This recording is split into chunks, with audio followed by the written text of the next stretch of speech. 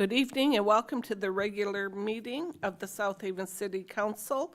It's Monday, May 19th, 2025. This meeting is called to order. Tonight's invocation is from Father John Wakefield from Church of the Epiphany. Welcome back.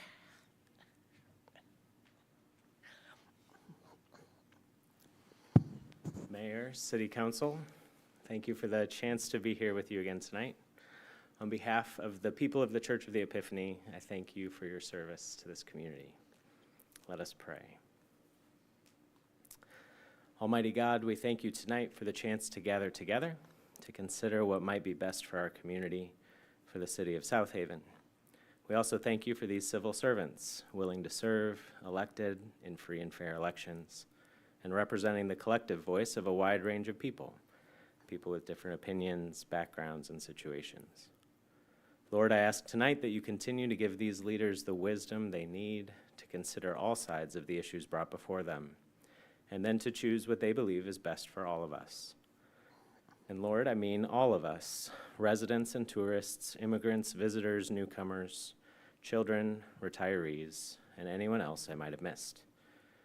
I mean people of all races, all economic circumstances, all educational, professional, and religious backgrounds. All of us come together to make this wonderful city what it is, and we know that it is in these meetings that significant decisions are made, decisions that affect every single one of us. Lord, I pray tonight especially for those who have too little, those who are strapped for money to pay for groceries, and those who need assistance to cover their bills. I pray that those of us who have far more than we need always keep them in mind, and that out of our abundance we vote and work for systems, projects, and policies that make life easier for those who need help, those who bear the image of God but are made to feel like they do not, like they are less than or not worthy of the love of their neighbors. Lord, we live in difficult times, times when it is easier to snipe at each other or bicker and argue or type insults on Facebook onto our screens than to come together and have conversations like these. Times when it's easier to speak loudly and with anger than to listen and to consider and to find common ground together. Lord, tonight I pray that we may find ways to do that here in this room, to find common ground, and then to move forward, to leave this room more hopeful for the future of South Haven than we were when we entered these doors a few minutes ago. God, I thank you for this city, for these people, for the coming summer, and for the wonderful privilege we have to live here on the shores of Lake Michigan. Help us do the work that is needed to make this a place that is better for all people. Help us to love each other well. It is in your holy name that we pray all these things. Amen. Thank you, and congratulations on your graduation. Thank you. Please stand for the Pledge of Allegiance. I pledge allegiance to the flag of the United States of America and to the republic for which it stands, one nation, under God, indivisible, with liberty and justice for all. Megan, could we have a roll call, please? Of course. Jeff Arnold. Here. Mary Hosley. Here. Wendy Onuki. Here. Joe Reeser. Here. George Sleeper. Here. Letitia Wilkins. Here. Annie Brown. Here, thank you. Is there a motion to approve the agenda? I move to approve the agenda. Second. All in favor, say yes. Discussion, Oh, please. discussion? Yes, so I spoke with Kate this afternoon, and with regard to agenda item 12 for appointing individuals, because the agenda item has specific individuals listed, I clarified with Kate that that does not prohibit the city council as a whole from having a discussion on each board position and having a vote on each person. Is that correct, Kate? That is correct. So that agenda item would not need to be be amended for No, that not at to this occur. time. There can be amendments made at that agenda item 12. Okay, thank you. All in favor, say yes. Yes. Opposed? The agenda is approved. It's now time for community update. And first, we have a proclamation honoring our teachers, and our teachers are going to read it. I need the microphone. City of South Haven, Michigan, Office of the Mayor Proclamation. Whereas teachers serve as the cornerstone of education, shaping the minds and futures of students across our community, and Whereas educators dedicate countless hours to fostering academic excellence, personal growth, and a love of learning in their students, and whereas teachers often go beyond their formal duties, offering mentorship, guidance, and support to students, and contributing to the overall well-being of the school community, and whereas the commitment and passion of teachers inspire students to reach their full potential and become engaged and responsible citizens, and whereas it is fitting to recognize and celebrate the invaluable contributions of teachers to develop and to the development and success of our community. Now therefore, I, Mayor Annie Brown, on behalf of the City of South Haven, do hereby proclaim the first week of May as Teacher Appreciation Week in South Haven and encourage all citizens to join in expressing gratitude and appreciation to the dedicated educators who enrich our lives and shape our future. And tonight we have Andrea Jager here to accept the proclamation. And the big news is that she has been named Teacher of the Year by her co-teachers and peers, so we're lucky to have her tonight.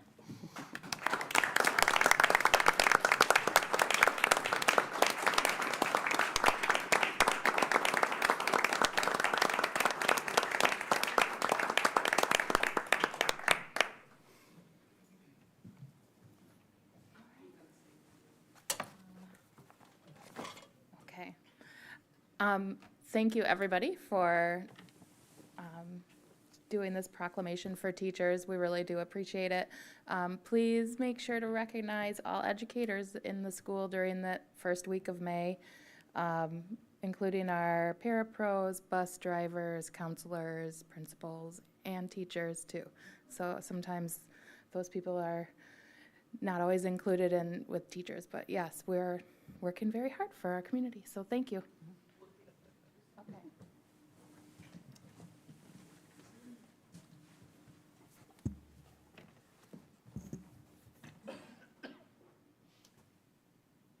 You guys are getting so good. Everyone found their window. Thank you. Andrea, congratulations. congratulations.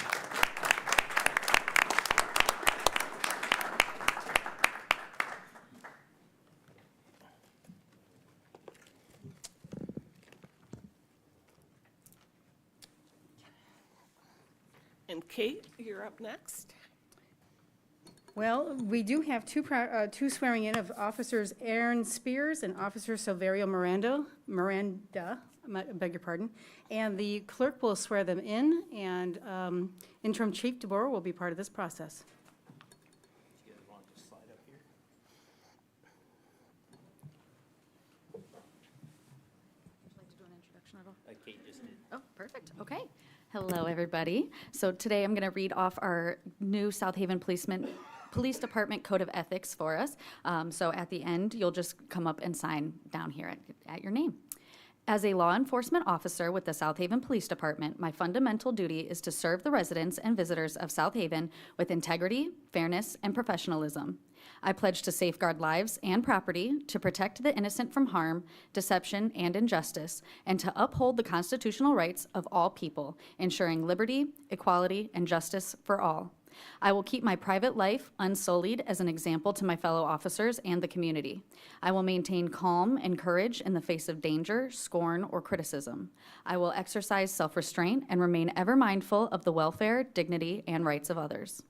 I will be honest in thought and deed in both my professional and personal and official life, always obeying the laws of the land and the regulations of the South Haven Police Department. I will hold in confidence any information of a sensitive nature unless disclosure is necessary for the proper performance of my duties. I will never engage in corruption, abuse of authority, or any action that might discredit my badge, my department, or my profession. I will not tolerate such behavior in others and will speak out when integrity is threatened. I will work in partnership with other law enforcement agencies, city departments, and community organizations to uphold justice and foster truth. I will continue continually strive to increase my knowledge, skills, and effectiveness as a law enforcement professional, knowing that I alone am responsible for maintaining the highest standards of performance. I dedicate myself before God, my fellow officers, and the people of South Haven to the noble calling of public service through law enforcement. As a member of the law enforcement profession, having read this code of ethics, I fully understand it and do solemnly swear and affirm with no mental reservation to abide by it in both my official and private life to the best of my ability, so help me God.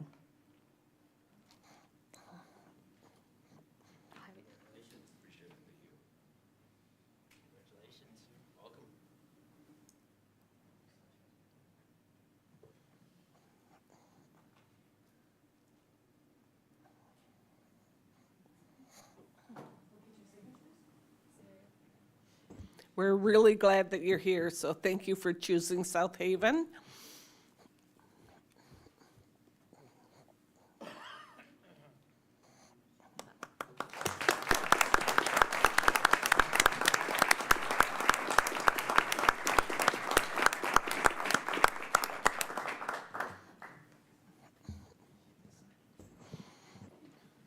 Thank you, Megan. We now have an update from Van Buren County Commissioner Gail Patterson-Gladney.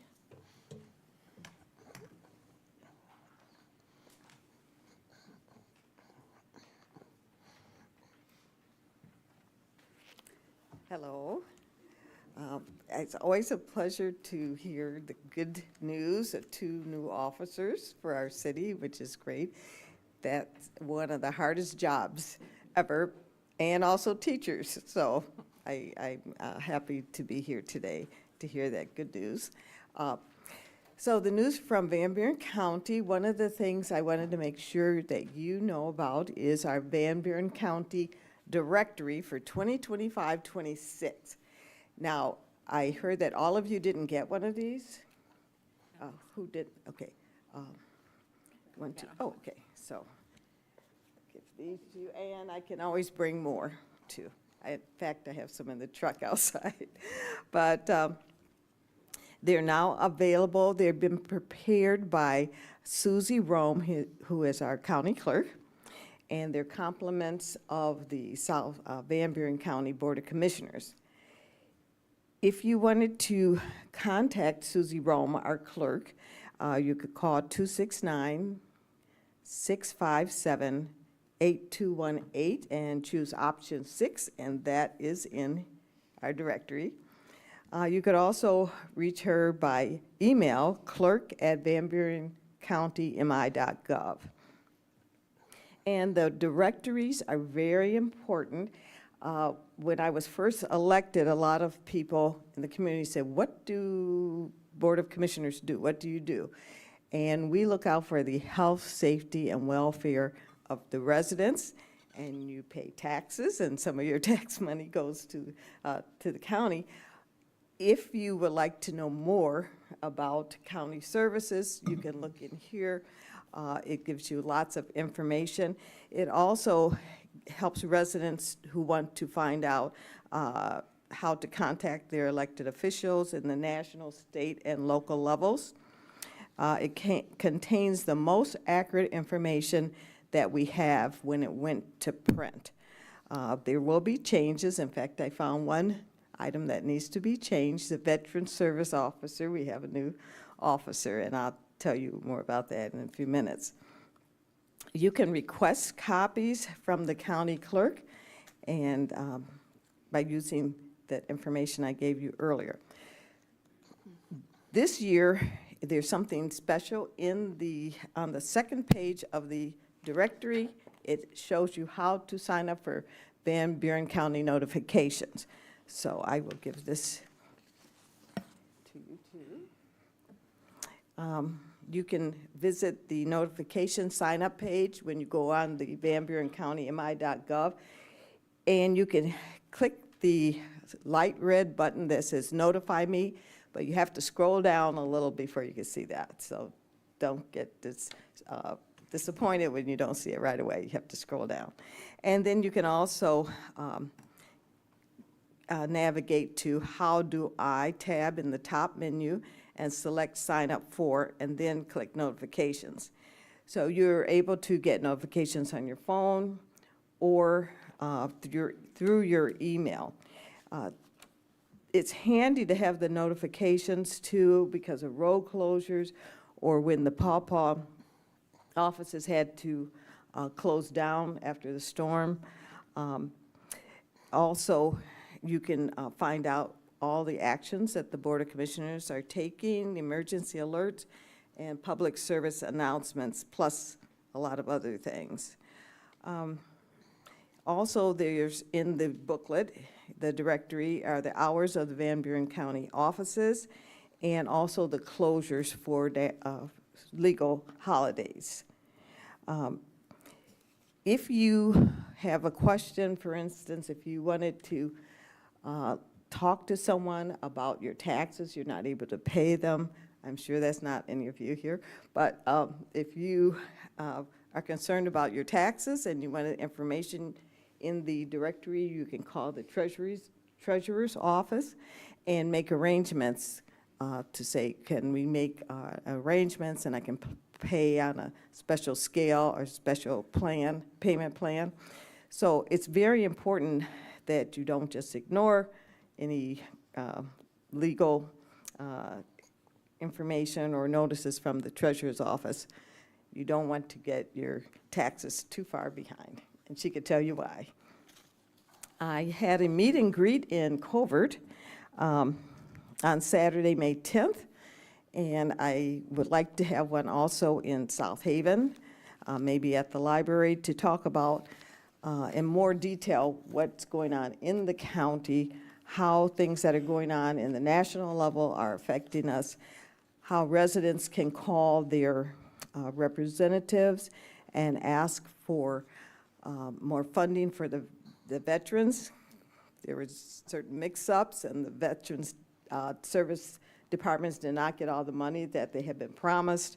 So I see somebody shaking their head, so they know about that. Also, the SWIMBA, I'm on the SWIMBA board, Southwest Michigan Behavioral Health Board. We, as a county, have to provide mental health services. We're mandated, and we're going to be running out of money. So SWIMBA has been looking at what can be done. The state is trying to see if there's some funding for us for the mental health, community mental health departments. So you might want to keep your eye on that. Okay, also, I don't know if I talked to you about the job list, especially in the summer. There's a lot of young people who want jobs, and there is a job list that you can sign up for, and I don't know if it's on your blog. Here's the information. It's available.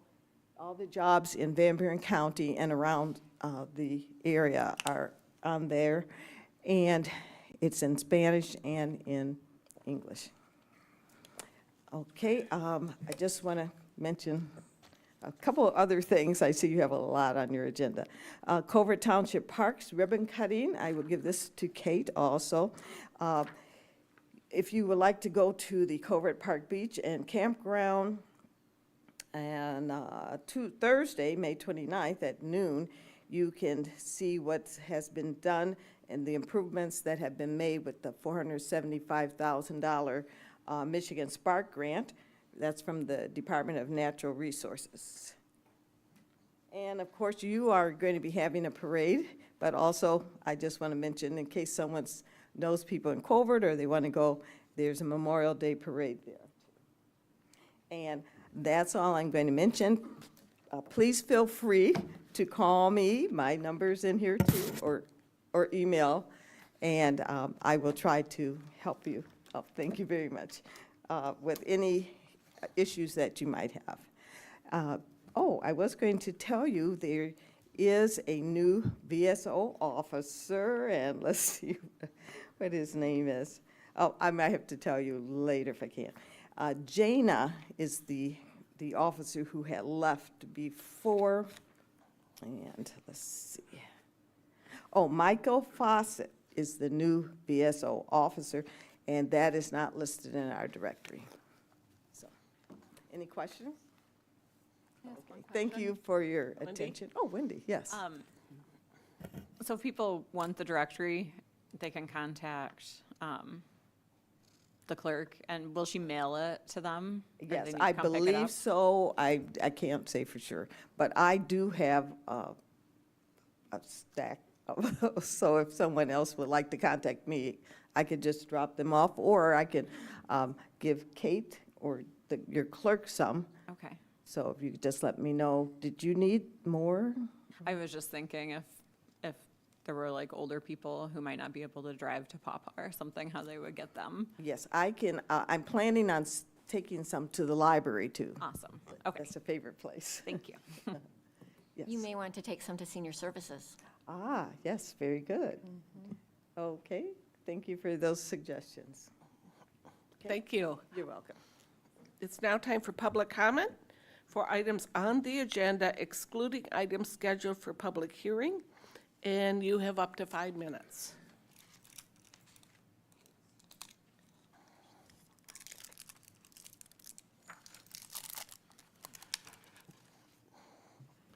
Good evening. My name is Jacob Horner. I'm the head of real estate for Dwelling Place. I'm here with my colleague Matt Szyminski. We'll be presenting under item lucky number 13 on your agenda for the Overton site. So we're very excited to be here today, and just want to let you know that we're here and able to answer any questions if you have during that time. Thank you very much. We're excited that you're here, too. Thank you. Thank you.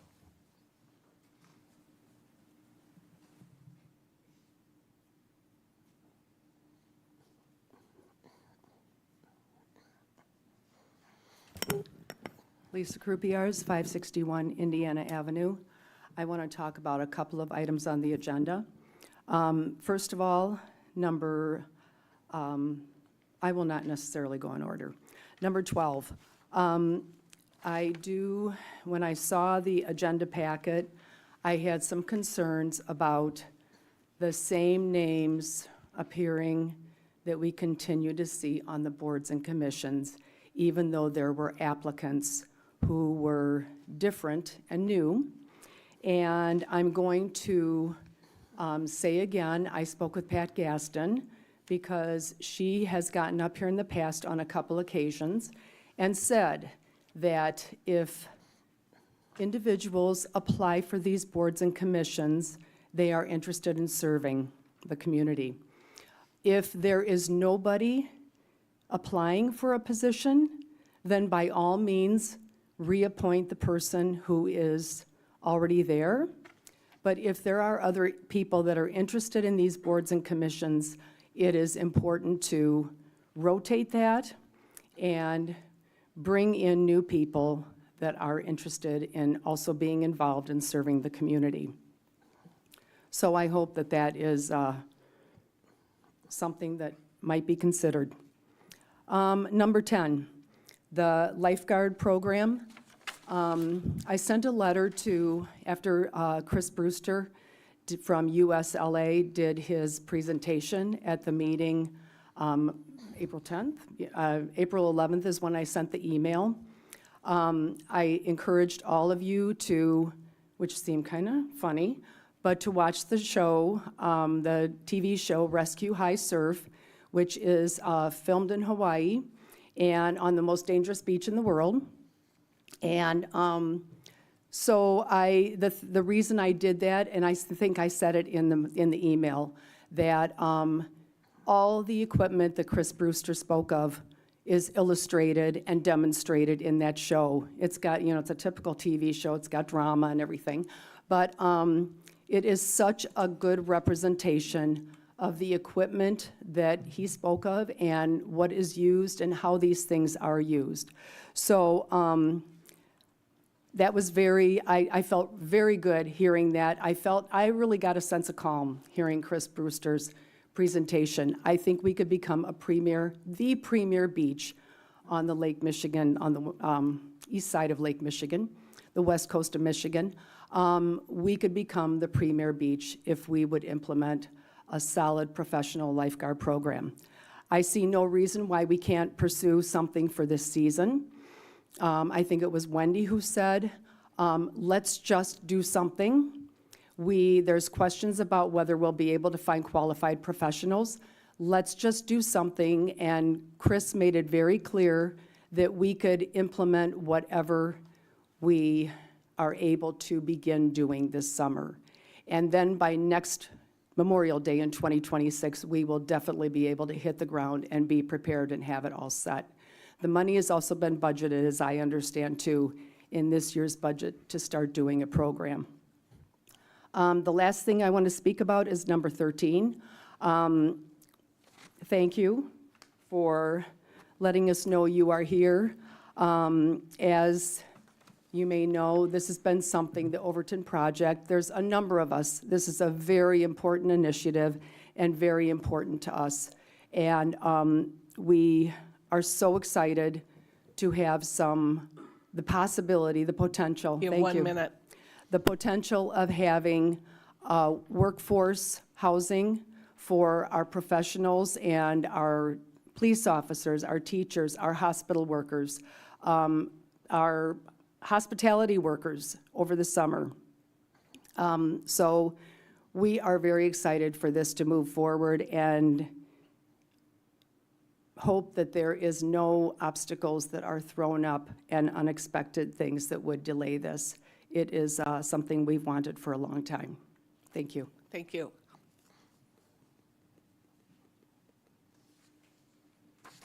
Any other comments? Joe Wilkins, 811 Indiana Street. I just want to echo what Lisa said about, I want to talk on, I think it's number 11 and, no, excuse me, number 10, and also number 13. 10, I just will simply say that, and render my voice to those that have been pushing for lifeguards. I know that's a big task, but here recently I was on Facebook and actually got a chance to read through some testimonies of individuals that have actually lost loved ones on the beach. And so I think you would have to be cold-hearted and not sympathize with what those people are going through that lost loved ones. And so I just want to kind of render my voice to those that are trying to push the council to do more when it comes to lifeguards. I believe that we'll understand all the parts and stuff. We might not know everything getting started, but I believe that once we get started, we'll figure it out. We have a lot of smart people in our communities, a lot of smart people on our staff. We might not have all the answers coming out the gate, but once we get started, I'm confident that our staff, people within our community will be able to figure out what we need to make it a top-notch program. 13, like Lisa said, I'm always hearing people complaints and their hardship when it comes to affordable housing or housing period, especially affordable housing.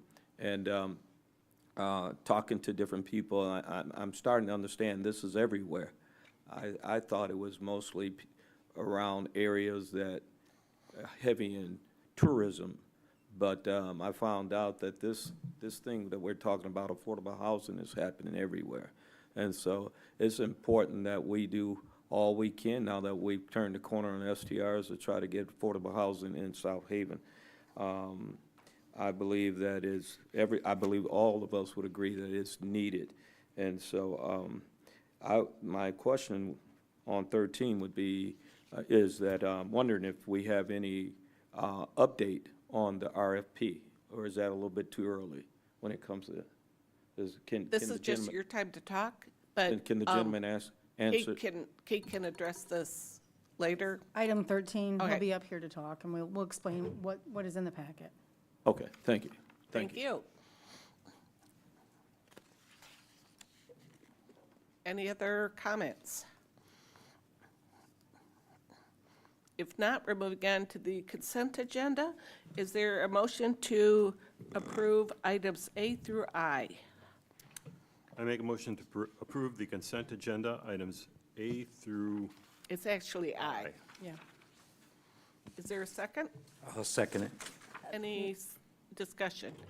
I Kate so I spoke with Kate to clarify exactly what the emergency dredging would be.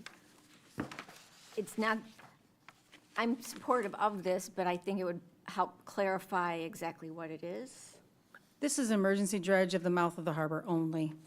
There is another emergency dredge permit that the Michigan Maritime Museum has applied for, but this does not cover that amount. This is just to remove up to 500 yards at the mouth of the harbor where it is less than 8 feet, and that's impeding the traffic, some of the boat traffic, including the Friends of Goodwill, from exiting the harbor. So if we are able to get our permits approved in the Michigan Maritime Museum, they will be doing their own work, and we will be securing, if council approves this, a conditional authorization to get this work done, provided we get the permits.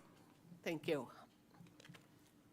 And that the permit would. Do you want an item removed? No, and just that the permit would identify exactly where the sand would go. That's correct, that's part of the permit. Could we have a roll call, please? Arnold? Yes. Hasley? Yes. Onuki? Yes. Reeser? Yes. Sleeper? Yes. Wilkins? Yes. Brown? Yes. Motion carries. Thank you. Moving on to old business, the city council will be asked to host a public hearing for the fiscal year 2025 to 2026 budget. Kate. Thank you, Mayor and Council. So Finance Director Michelle Argue is coming up. This is the time where we can have a budget hearing, a public hearing on the budget. Of course, we've released a lot of documentation as to what is in the budget, what is the taxable value, what is our talking points. But as to the taxable value, sometimes county equalization doesn't move as fast as we do. And Finance Director Michelle Argue wanted me to show you some changes to the resolution that we kind of put forward, which is the tax rates. We've been informed that we will have a larger rollback than we anticipated. So I'm going to put this up over on the screen and have Michelle talk about what we're looking at. Yes, the state did have a change for veterans exemption and how they are recorded for the Headley rollback reduction fraction. So, and there were some, what the state put out, and then we had some issues. I guess the equalization directors had some issues with BS&A software and figuring out which numbers to use for that. So it did delay it this year. So the resolution is updated for what the Van Buren County Equalization came up with for the rollback. Our Headley millage reduction fraction is a 0.9846. So I had a 0.9852 calculated originally, so this is an update to that. So on the resolution, our 2025 summer tax millage will be set at 14.1620 mils, and the winter tax millage will be set at 1.4633 mils.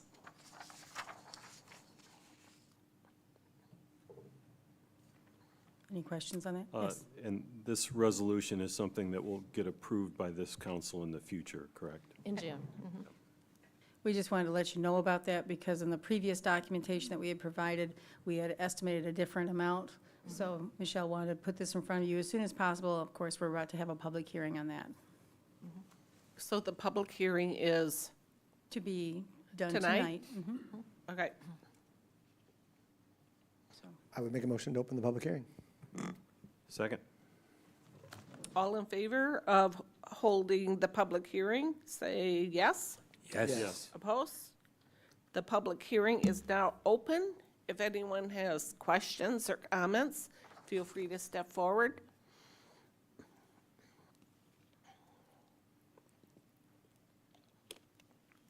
Any more questions from council?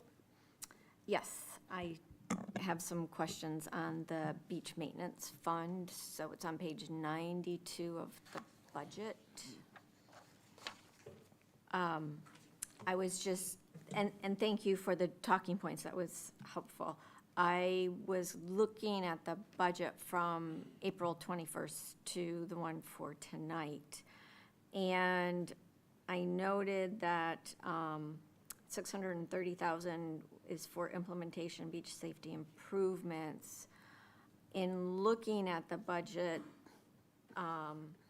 it looks like that might be distributed between personnel costs, and potentially capital outlay, because that one line item is not 630,000. And I was also confused, perplexed, in the revenues, the charges for service, Kate commented that that was from potential increased beach parking fees, I believe, because it went from 487,500 in the April budget to $1 million plus. And can you clarify any of that, please? Yes, on the revenue side, we are looking at, to be able to afford the lifeguard program, that we would potentially raise the rates at the beaches. So we're looking at We some. would probably look at a resolution to coming forward. We do know that our fees are out of alignment, and we do know that at least the weekly parking fee is not in alignment. So that would be something coming later on down the pipe. And then for the, because I saw the budget stayed the same, but the amounts in each of the line items change. Is that because that Yes. 630 was proportioned across the different items that would? Yes, once that, the report that you received on the breakdown of what the different costs were, then I was able to take that, instead of just plugging into one line item, I was able to put it into each of the variety of line items for like personnel costs, supplies, capital improvements, other services and charges. So I broke it down into what each item would be in a category. Thank you. Any other questions or comments from the audience? Any questions from city council? No, but I move that we close the public hearing. Second? Any discussion? All in favor say yes. Yes. Opposed? The public hearing is closed. Thank you. Okay, moving on. Number 10, the city council will be asked to discuss and consider a motion for staff to seek a project management proposal to design and implement a lifeguard program for Memorial Day weekend, 2026. Kate. Thank you, Mayor. So just to kind of break down how we got here, the city council asked city staff to put together some numbers, and we did so. We did that kind of in conjunction with a private citizen who had really no lifeguard experience, putting together some numbers, and we had a significant delta between those two numbers. And so with that, council asked for a consultant to help find out what does an actual lifeguard program require and what those potential numbers could look like. So we had USLA come in, and they gave us a rough outline of what a program needs and gave us some suggestions on what that would look like. We've refined those numbers as best we could, and that's what's put in the packet. I do know that many of you may have questions about those numbers. I'm happy to walk through that, but I do want to emphasize that what we got from USLA was a rough outline. It was not an implementable plan. It doesn't go into where the revenues are coming from. It doesn't come into a number of things. And as I stated in my staff report, there's a number of options that are on the table. So in talking through this problem with city staff, and I do want to reassure you that I have been talking quite a bit with my staff about this. Between myself, HR, DPW, and the police chief, interim police chief DeBoer, were overwhelmed with the number of requests coming through our offices. And so what I'm trying to say is that we've got a capacity issue on top of all the other things. So I'm looking at asking for this board for the permission to go out and get a professional services agreement with Overhaul Solutions to draft, design, implement, and hire people for Memorial Day for next year. I heard the comments that we should get somebody out there right now. Quite frankly, that scares me. I don't have the ability to put somebody out there with no training, no oversight, and I'm worried about people getting hurt out there. If we're talking about safety, it doesn't work to just rush through and put somebody out there with not a lot of training or not a lot of oversight. So what I'm looking for is the ability to maximize my capacity, because my staff is a bit tapped out at the moment. And when I say tapped out, I'm sure many of you have been getting calls about how things are not getting answered by DPW. We are overwhelmed. We've got a lot of things in the fire. So I'm looking for some assistance. If you want lifeguards on the beach by next Memorial Day, please assist me in getting the capacity to get them out there.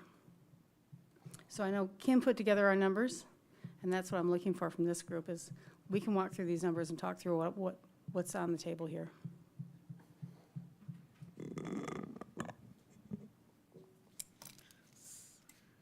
Yes, ma'am. So I have a question. So basically, it is out of the question to have lifeguards this year. I don't know how I'm going to hire somebody, find out where they're going to have an office, and then they're going to hire people and get training for people. I don't have beach chairs. I don't have the equipment. We'd have to hire all that. And you're talking about that in less than, let's face it, this is a done week. We're already into June. That means you want them sometime in June. And if we hire anybody by mid-June and then they have to go to Pro Health, which, Kim, how long does it take to get to Pro Health at this point? It would take probably about a week to get them in there and then another week to get the results back. So we're talking about posting it, we're talking about applicants coming through the door, we're talking about 1 week to get them into Pro Health, 1 week to get those results back. So maybe we're into July. Most people that we hire for seasonal work are done by the mid-August. We're always trying to find a second round of hiring by mid-August because we lose nearly everybody by that time. So at that point, we're 6 weeks into finding people, and then we'll have them here for less than 6 weeks. And that doesn't even include training time. So I guess I'm looking to you and tell me, I'm looking at feasibility. That doesn't seem feasible to me. Do we have any other alternatives? We do. I mean, for the last 2 years, we have had beach safety on the piers and on the beaches, checking to make sure. And quite honestly, we haven't had a drowning in 2 years. We've had a very aggressive program, maintaining order on the beach, making sure that people are not entering the water on a red flag day. And I think we've been very successful. And in fact, ironically enough, this has been one of the best years for us to be hiring for beach safety. How many people do we have right now and trained? We have 9 so far, and we have another spot that we're going to be trying to fill. And in previous years, we've only been able to hire 5 or 6 people plus the supervisor. Joe? Yeah, first question, is there going to be, assuming we find someone, roughly a start date for this person, but most importantly, an ending date? This will not be an ongoing employee, I assume. This will be someone we'll hire, write the program, get it started, do the initial hiring, and then we can go back and follow the USLA outline and run the program ourselves. That's correct. This is a limited time contract to get us up and running. Well, I should say, get the program designed, help us implement, get it worked in with on all of our systems, because there's a lot of coordination that has to happen between HR, with DPW, with the police department, with Shays, and then, of course, the communication issue, which we've all acknowledged needs to be hammered out with Van Buren County Dispatch. That's the help that I'm looking for from that group. And then get that done, get our person kind of hired after that. So this idea is to get a program designed, implemented, and help us hire, and then they're done. Okay. My second question tied into that, if we have a start and a finish date for that person, will we also have some type of a commitment from the city when we can get this program started? Because the biggest concern residents have, and I see it over and over again in emails and conversations, is the feeling we keep kicking the can down the road, that it keeps getting pushed back.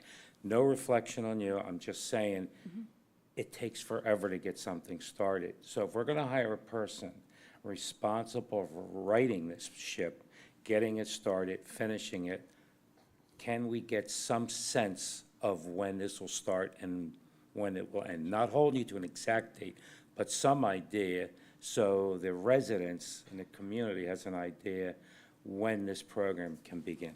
I would love to.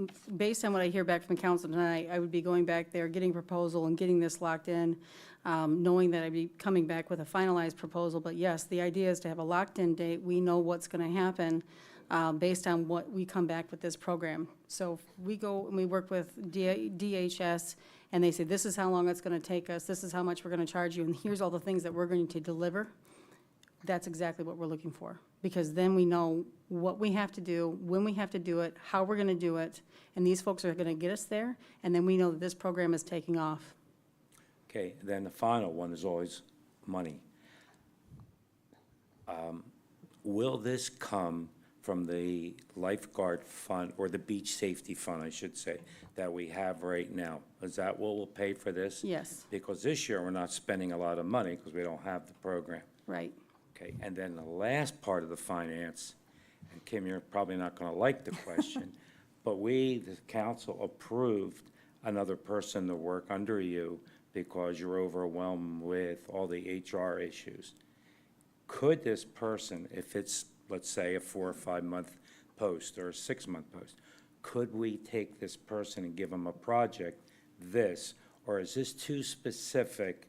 Yeah, I that it believe that's going to be wouldn't too specific I'm looking for an HR generalist, somebody that has a little bit of HR experience that I can train up, that's going to help with recruitment. So maybe they could help with the hiring process. Once we have like a chief lifeguard hired, this person can sit in and assist that person with interviews and sourcing and things like that.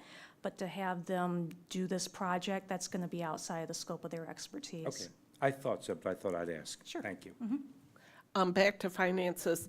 What effect will the cost of lifeguards have on the money that's earmarked for South Beach improvements in our master plan? Well, we've been building up the fund balance. That's where the money is coming from for this program. We've been building that up because we have a number of capital projects planned. Right now, they keep getting pushed back because, well, we're allocating these funds for something else, but we know we have a $1.3 million bathroom and concession project on the South Beach. It would probably be prudent for us to expand that scope if we're going to be adding more assets down on the beach. We also know we already have a beach wheelchair and now an Emily robot down there, but we also know we have estimated about $500,000 worth of work that needs to be done at the North Beach concession stand. So we know that we have these capital outlays, but council can make the allocation to something else. We just then have to come back up because we still have those capital outlays that have to be planned. So we have to find some way to fund all of this. Okay, thanks. And honestly, I should say that that's something else I'm looking for from DHS. And as I wrote in my staff report, DHS is made up of a combination of professionals that have worked in municipal government, several of them being city managers, many of them having lakefront community experience. So they're aware of the issues that are felt by communities of our size and our location. Thank you. Wendy? Probably what I say right now is not going to be a surprise to anybody, but I am still frustrated with this whole process. Like, if we started talking about it in January of last year and then went through the steps that we thought we needed to go through to get it as a priority and then get it budgeted for this fiscal year and then do the studies and get our questions answered. And then we're still now at this point where seems like it's too late to have lifeguards on the beach this summer. That, I don't know where we went wrong trying to follow the right steps and still not be able to do it. But I am so frustrated that we're sitting here talking about getting them on the beaches for next year. So I really don't even know what to say about that. But I would like to at least look at an option of, I don't know, having someone, I don't know about this group, but someone else who can get the program ready and they decide the date. But I would like for us as a council to know whether we are really going forward with this or if we're just commissioning another study or report to then vote on that later, because I feel like, to me, that is kicking the can down the road. So I would like for us to have this discussion and know where we stand on the issue tonight. Kim, what are some of the difficulties in hiring and setting up a program that has 18 lifeguards that we don't understand? That's really hard to say because in my time here and most of our times here, we haven't done this, created a brand new department. With our seasonal staff, we've gotten into a groove of these positions, being able to recruit over and over again. Could we get there with lifeguards? Absolutely, I think. As long as you have a good group that wants to come back year after year. It's just that first year is going to be, we don't know what we don't know at this point. We've been very fortunate with seasonal hiring so far this year. We started recruiting them in February, So that's one of the things. I mean, when we did our seasonal job fair, I did put out a flyer that says if anybody's interested in being a lifeguard, please Right. contact us so we can start a list. I personally had about 5 people reach out, Okay, so I have their names in case we do want to go that route. okay. Mary, did you have a question? Yep, a few comments. So I am not in favor of hiring DHS. It doesn't appear that they have actually lifeguard trainings. I think they would have to hire a third party. And then we don't have say in that. And in talking with Chris Brewster, the way we guarantee a USLA certified program starting by next year is hiring someone with expertise in managing a USLA certified program and experience with training lifeguards for that program. Moreover, I do know that USLA recently changed their bylaws. Chris shared the email that he had sent to Kate and Kim with me over the weekend. And as of April this year, the National Certification Committee has recommended and the Board of Directors approved a change where you can provisionally get USLA certified, but that would require having the program, the policies, procedures, everything all set up to submit to the USLA board well in advance of their April 2026 board meeting so they could approve it. So not working directly with someone who has the certification and the expertise to set up a program, I think sets us up to still not have a program. And that is my concern.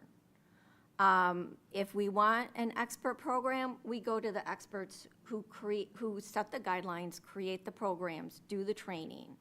We don't hire a third party who would then have to hire that expert. We just go directly to the expert. And for this type of situation, it doesn't seem like they would have to have an office. They could work remotely. They would probably have to come and view the beach and identify some things so to put everything in perspective. But the USLA report from Chris Brewster has set up the parameters for that program, and then we just need an expert with USLA certification and training experience to actually create and implement the program. If that is not initiated, I see us still talking about a program with the third party. Kate, And that is just to identify what a certified program looks like. Yes, I appreciate needing to resolve broadband issue or the communication issues, things like that.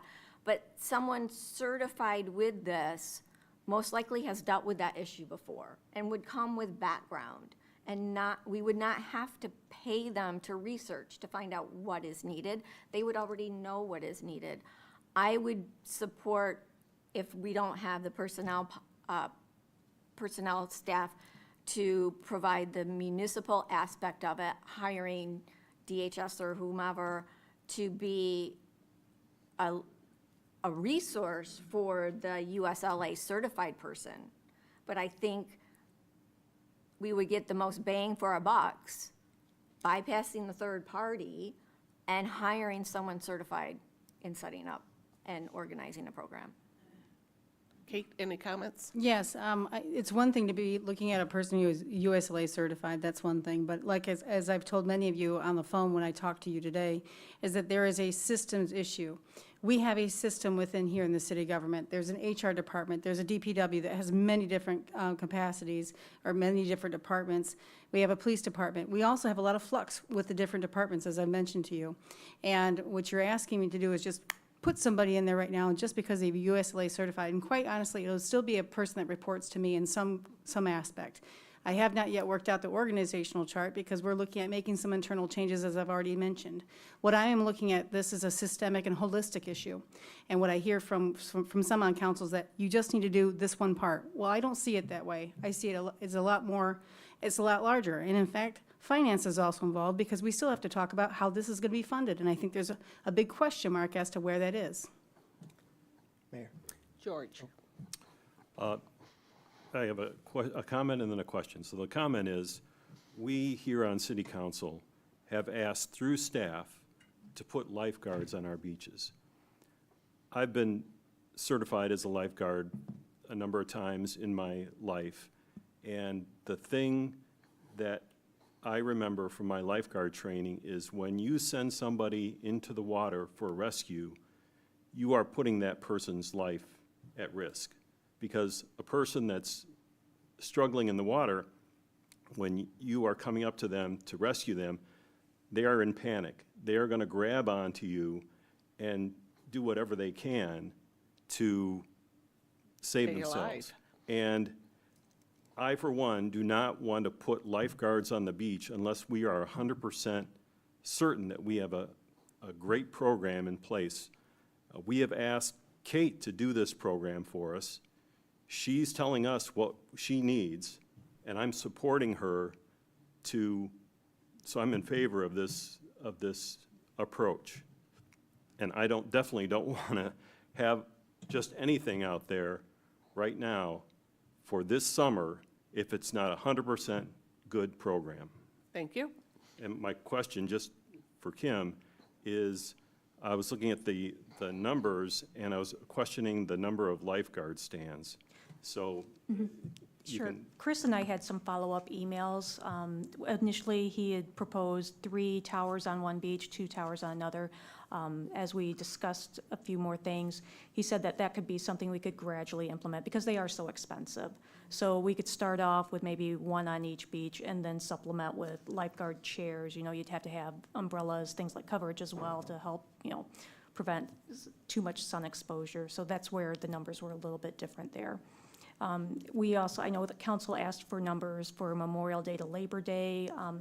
Chris also mentioned that a lot of programs, they actually start in mid-June because Memorial Day is still a little cold, but I know we have a lot of people on the beaches on Memorial Day if it's warm. So that's, still up in the air on when you'd actually want to start it and when you could hire people. all right, thank you. Jeff. So my comments, Mary always does her homework and had great comments, and I'm still trying to blend those in.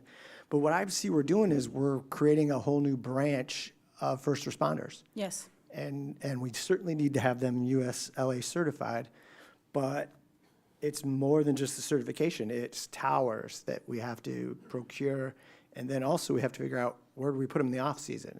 In the old days, they were just the white little chairs, and we just laid them over next to the concession stands in the off-season. But now they're talking about side-by-sides and wave runners, and so I think we need DHS because we need to find a place, figure out what's going to cost to build some kind of storage facility, get all those kinds of things.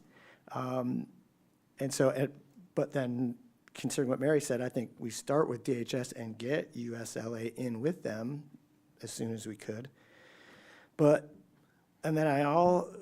And we need DHS first, I think, because I'm still concerned about the finances. And to circle back to some of the comments about the beaches, it's an enterprise fund. And let me make sure I have it straight, and you correct me if I get it wrong. It's an enterprise fund, which means that it doesn't make money. It's just self-sufficient. It pays for the fences that go up in the winter to keep the sand from blowing away, and then DPW has to go out and level it in the spring. It's paying for that. It's the people that go down every morning and take the trash out. It's the beachcomber that goes out. It's self-sufficient. That's correct. Now, it just so happens that we need to do some bathroom and concession stand repair. And now, I'm sure there's people out there that are saying, well, saving lives is more important than a new concession stand, and I would agree. But this bathroom, we're also trying to bring them up to ADA compliance. That's correct. And that's pretty important too. We've had to replace the sewer lateral in the North Beach because nobody wants to see poo on the beach, quite frankly. And there's some things that have to be fixed. The beach concession, I think, is probably from the 1930s or 40s. I mean, we're talking about some aging infrastructure out there. And I get that this is a council issue about deciding policy. I'm just saying that those are things in the back of our mind is how do we create issues or how do we fix issues that we know are existing out there? And you're absolutely right that we're creating pretty much a new first responder branch of city government, because right now we rely on Shays and our SHPD for first response and things like this. This is a whole new kettle of fish in my mind. Now, there's other things that we still just don't know, and that's why I guess I'm looking for some expertise from some people who can come in and give us capacity. I'm not saying no, I'm just saying I don't know how to get this done and off the ground with everyone being so overwhelmed. And when I hear my department heads saying, I can't get to just X number of emails, or we can't get to X number of projects because we are overwhelmed, that's telling me a lot. Yeah, because they have their day jobs to do, and now we're creating a whole nother. That's correct. I said, branch of first responders, and so we're gonna need a lot more help. And I'm still just thinking about that funding thing, so sure, go to hourly beach parking fees instead of daily, we could raise those fees, but I just don't see it getting us there. The mayor floated the idea of a millage, and since she said that, and I know MLive ran with that story, I've been hearing from a lot of people that they think that's probably how we're gonna have to fund it. And so if we're gonna take that, if we're gonna ask the people to vote on that, I also know that the Neighbors Need Neighbors group is probably gonna be pretty upset that we're suggesting this, because they said, well, we wanted to vote for short-term rentals. They did. They had that piece of legislation that they brought to us. The staff looked at it. It had some errors in it. We gave it back to them, and they stopped. Mayor Smith and I were both, we really wanted them to pursue it, because had they pursued it, people could have voted on it. We would have known short-term rentals a long time ago. So I'm certainly not trying to take away from that, or shirk our responsibilities by saying I'd like to see a vote on this, but I just think it's a big money issue that the taxpayers probably need to vote on. I mean, sure, we can vote real quickly to raise the fees, but I don't think it's gonna get us there. We're gonna pay for the sticker that you get, the 2 free stickers. They're not free anymore. We want that. Do we wanna cut services? It's gonna be a lot of money, and I just don't know how we're gonna get there. And maybe DHS will show us that way. Maybe I'm wrong.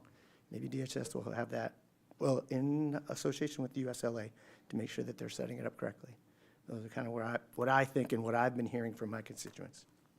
Letitia, were you gonna say something? Oh, well, yeah, I just feel kind of bad because this has been one of our priorities, and I think that it just feels like we kind of gave the people a false hope, because now it's starting to feel like we're backtracking, saying we don't really know if we can get this done.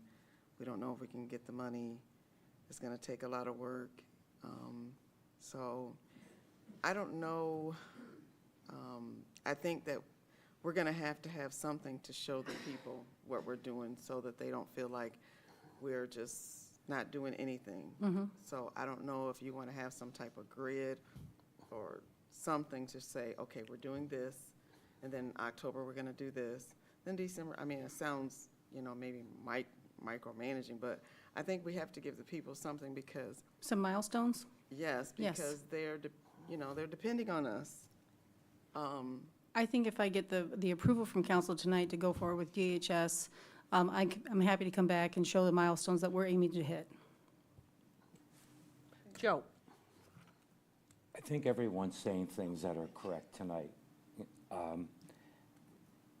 It feels to me like we got the USLA get us a whole lot closer than we were before, because none of us are experts in this. And what Mary says makes absolute sense. They're the experts. But here's the monster we got to deal with. We have a city staff trying to do a lot of different things in this city, and we have this brand new program, and we have to somehow take this and let the city staff absorb it. And I don't know how they do that, and I don't think Kate knows yet. So maybe we take what Mary's saying, utilize the USLA, but also take this project manager and help get it into this system, which also, as frustrated as Wendy, Letitia, and I think we all are, getting this thing off the ground, maybe this is the quickest and most direct path to getting it, to get somebody to take all this stuff from the USLA and get it into the city and get the city staff to run with it. And maybe we need that person. The best part we have to keep reminding ourselves is this is a time-limited position. This is not going to go on forever. And maybe what we ask the city staff, Kate, the next city council meeting, she gives us a starting date and an ending date, as close as she can get, so we have something, Letitia, to look at residents and tell them, here's what we're trying to do.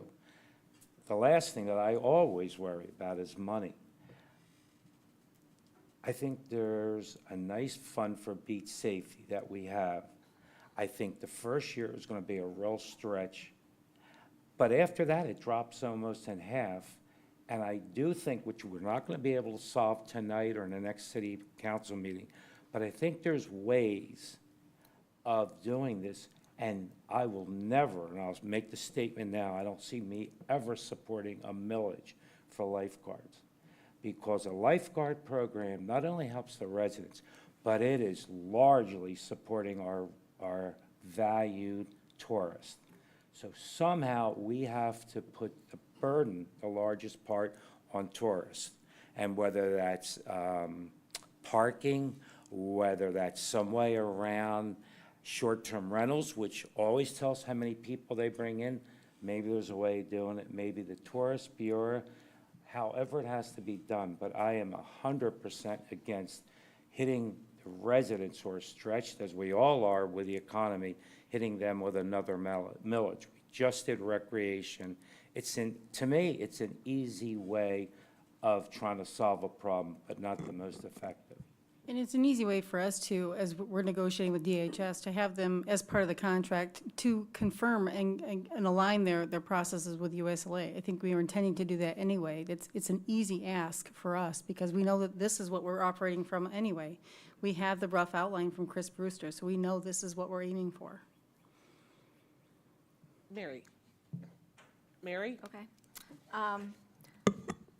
First, some of the comments in the first round. Yes, when people go in and start having problems, they panic. But the first role of the lifeguard is to prevent them from going in. And if by chance they do go in and have issues, the lifeguard is trained not to be dragged down with them. The timing. So staff has really focused on Memorial Day to Labor Day, but Chris Brewster said, it's not just because of the weather, it's because you can't find people to work. And so mid-June is very typical. And a lot of what I'm hearing from council persons is assuming that the USLA certified people do not understand municipalities. I know in Evanston, Illinois, they brought in a USLA certified person to help with the program. If I may, I'm sorry, that was also an already established program. This is Correct, a brand-new program. But it shows that, in speaking with Chris, the USLA certified people have a vast amount of experience, and I think we are selling them short, saying that they would be part of the process. I think they need to be the key lead, because they will know what is required to get certification. And they work in several municipalities. They probably have experience also with different communication issues. So I don't want to just focus on DHS. I really think the focus should be on USLA certified person with DHS to act as their HR person, for lack of better description. I am very concerned that without their involvement from the very start, the milestones will not be accurate for what needs to be done to have everything in place to file before the April 2026 USLA Board of Directors meeting to get provisional USLA certification. That is now possible. So we could potentially have provisionally USLA approved program when it starts. The start date would be deferred to the person who's setting up the program. So we had made a recommendation, but we rely on the experts to tell us what works and what doesn't work. And the experts are not DHS. The experts are the people who set up programs, create programs, the policies, procedures, and the training. And if we have, and Chris can provide us names from whom to select. And anything coming forward, I think, needs to focus on USLA being an intimate part of this. And I really am quite interested to, I am very concerned that DHS may have a lot of experience with municipalities, but not with lifeguard programs. And that is where the criticality is with the USLA. Wendy? I would agree with Mary that it seems like it needs to be some kind of, I don't know how that would work, partnership or USLA led with them as a resource or component. And again, I feel like,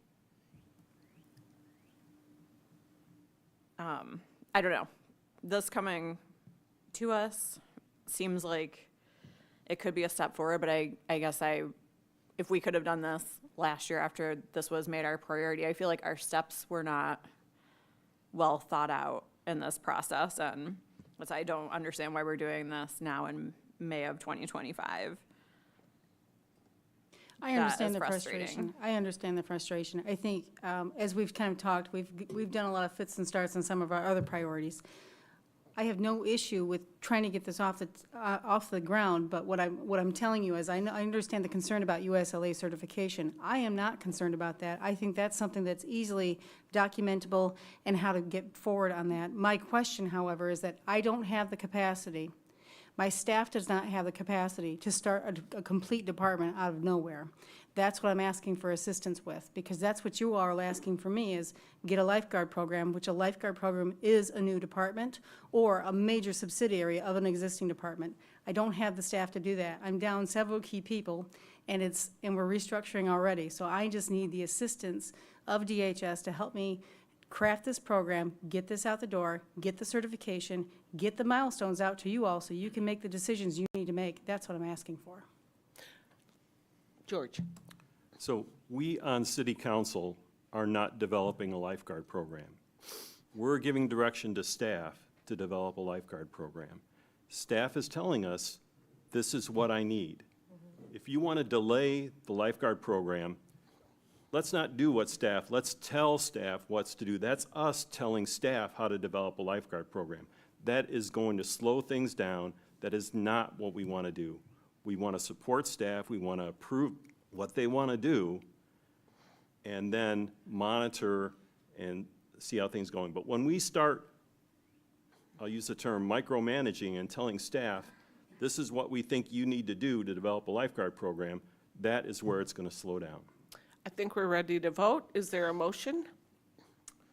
I make a motion for staff to seek a project management proposal to design and implement a lifeguard program for Memorial Day weekend 2026.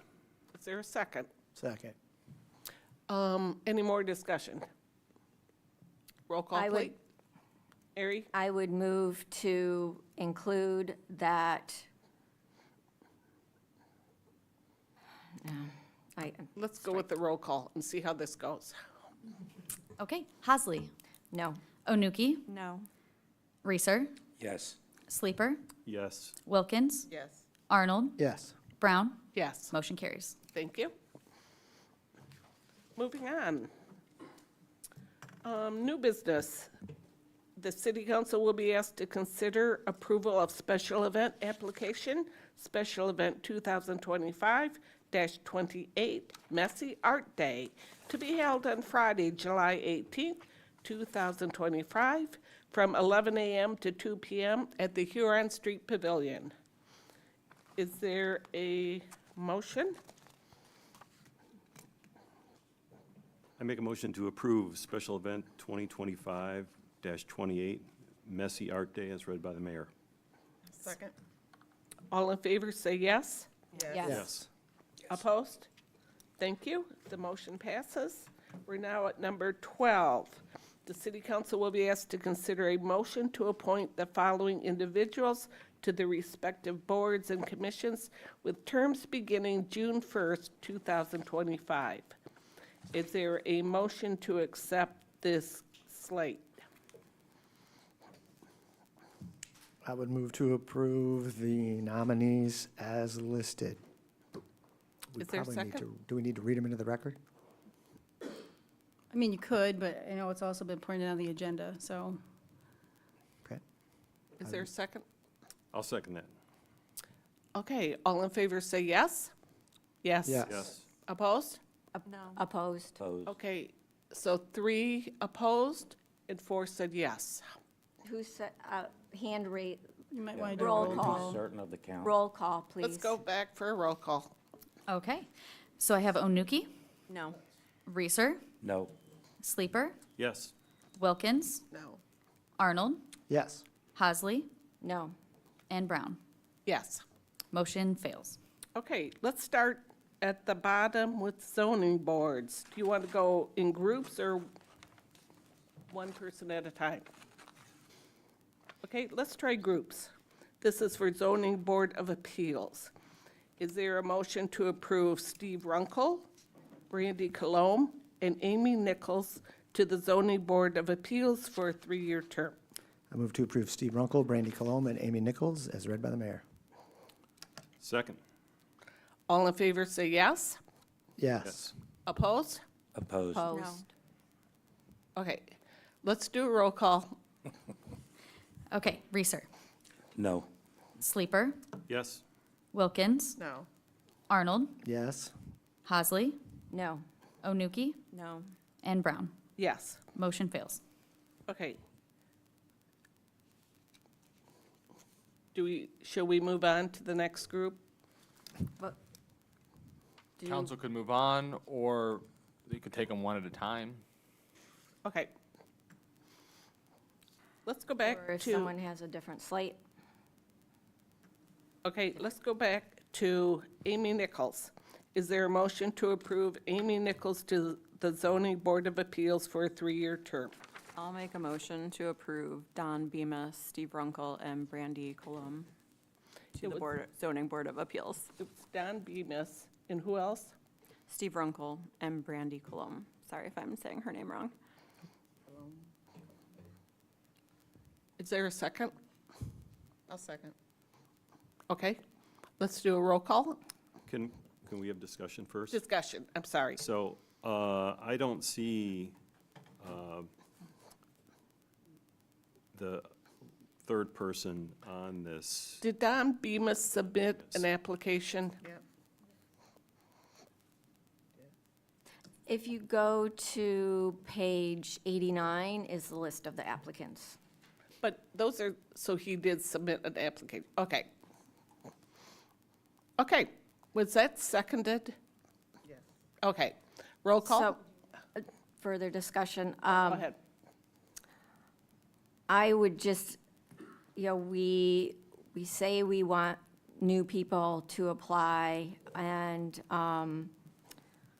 Kurt Bittman is a longtime person who has never served on a board, and I would like to see new people getting appointed to these boards. If people keep applying and never get appointed, and the same people get reappointed, I think that sends the wrong message to the community.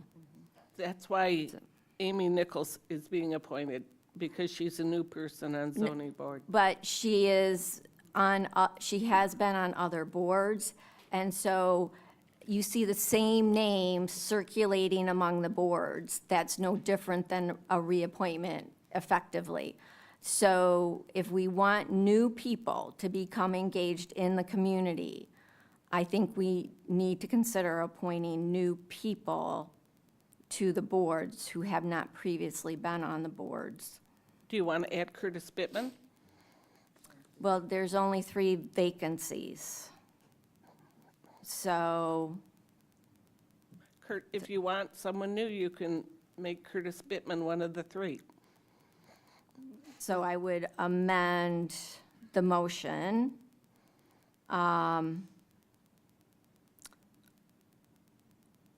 To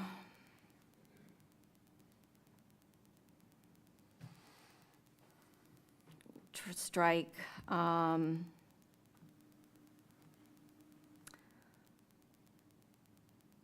you know, in trying to keep newer, younger people on the board. Actually, you can't say younger, you're discriminating. I mean, we're trying to you have said it yourself, having younger applicants, You cannot discriminate against age when you're making appointments. True, but you have said you encourage people of all ages. We need the family, the people. Go ahead Anyway, with your motion.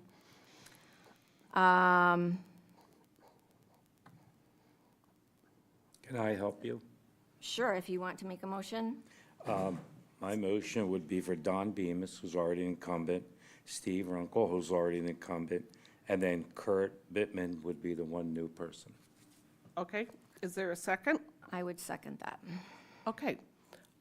Let's try, all in favor say yes? Yes. Yes. Opposed? No. No.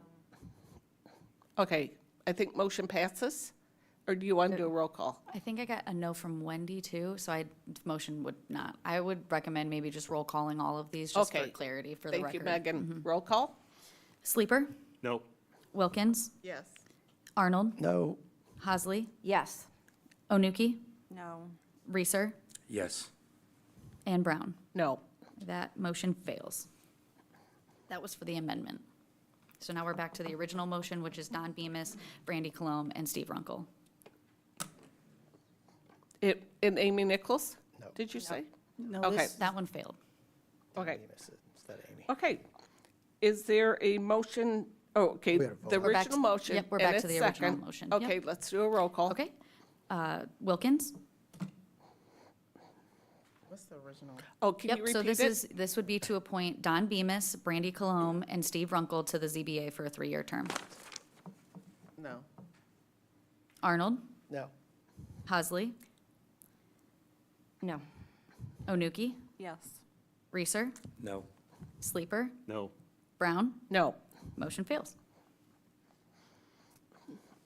Mayor, if I may, Go ahead. a way to potentially resolve some compromise, I believe, and Kelly can correct me if I'm wrong, we are supposed to have 2 alternates to the ZBA, and I do not believe we have any current alternates. So if someone would make a motion for the 3 appointees plus 2 alternates, maybe that would help some sort of compromise. Is that correct, Kelly? Yes, we have 2 alternate positions open. That's correct. I also would like to clarify that Don Bemis, Steve Runkle, and Brandy Colomb are all currently sitting ZBA members. And are their terms, They're expiring terms, and all 3 have applied for reappointment. okay, And the ZBA does need 2 alternates. So you, Okay. if you want, you can have 5 people appointed, 3 as the full-time members and 2 as serving as alternates. Right. The alternates, correct me if I'm wrong, are called when members are not able to serve, so they need a 7-member board, correct, Dave? Well, I would move to add 1 alternate. We've been operating without any alternates. And that way, the same person is called more frequently than alternating. Well, what we do find is that many people have different schedules, and if you have intermittently called, you're not always available. That's why we often ask for 2 alternates. Kelly? And I think Kelly may have something to add. The ZBA should have 2 alternate positions, though the board is already created with 2 alternates. So it's not adding a position, it's just that they've both been vacant.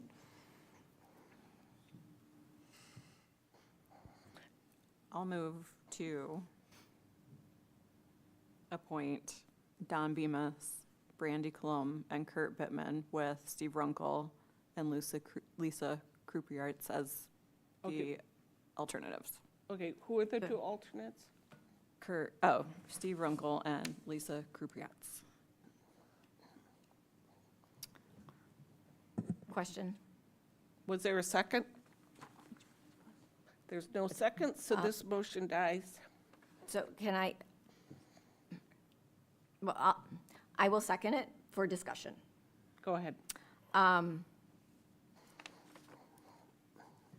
For the alternate, if you're an alternate on the ZBA, would that be a board that would prohibit you from being on planning commission? I think that would be a legal question. Yeah, there's only one member who's allowed to serve both on the planning commission and the ZBA, and that position is currently filled. Well, I'll it gets withdraw the motion. So,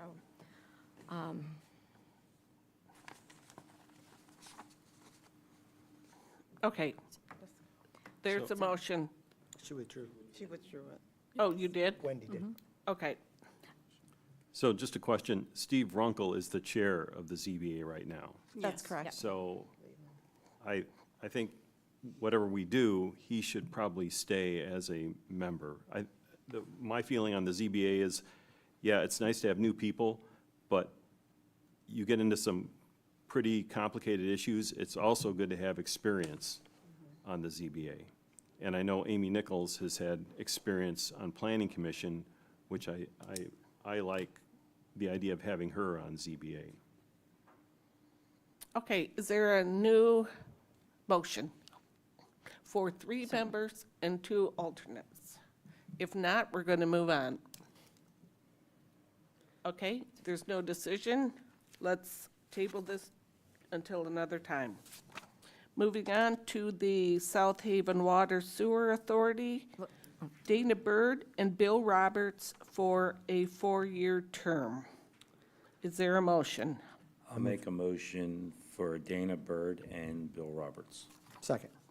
All in favor say yes. yes. Opposed? Thank you. We're now at Planning Commission. Eddie Polk to the Planning Commission for a 3-year term. Mr. Polk is on the Planning Commission now. Paul Fitton to the Planning Commission for a 3-year term. Oh, that's it. Is there a motion? Make a motion for Eddie Polk and Paul Fitton to 3-year terms on the Planning Commission. Second? Was that Paul Fitton too? Okay. Any discussion? Roll call? Oh, Joe, I'm sorry. No, I'm just waiting to make a different motion. Okay, go ahead. Arnold, Yes. Hasley, No. Onuki, No. Reeser, No. Sleeper, Yes. Wilkins, No. and Brown. Yes. Motion fails. Can you say that again? Motion what? Fails. Okay. Okay, is there another motion? Mayor, if I may, just to provide some clarification, unlike a zoning board of appeals appointment where it's up to council to appoint, planning commissioners can only be appointed upon the nomination of the mayor and then the affirmative vote of the majority of council members serving. So unlike what you did with the ZBA, different council members could not simply make a motion for a new slate unless the mayor acquiesces and nominates that same individual. Okay. The Eddie Polk and Paul Fitton are my nomination and my appointment. But it's by the consent of the city council. Correct. So you could, in theory, have a situation where the mayor's not going to change her nomination and council refuses to confirm those nominees, in which case the position is not filled. Okay. Wait, then what happens? It's a good question.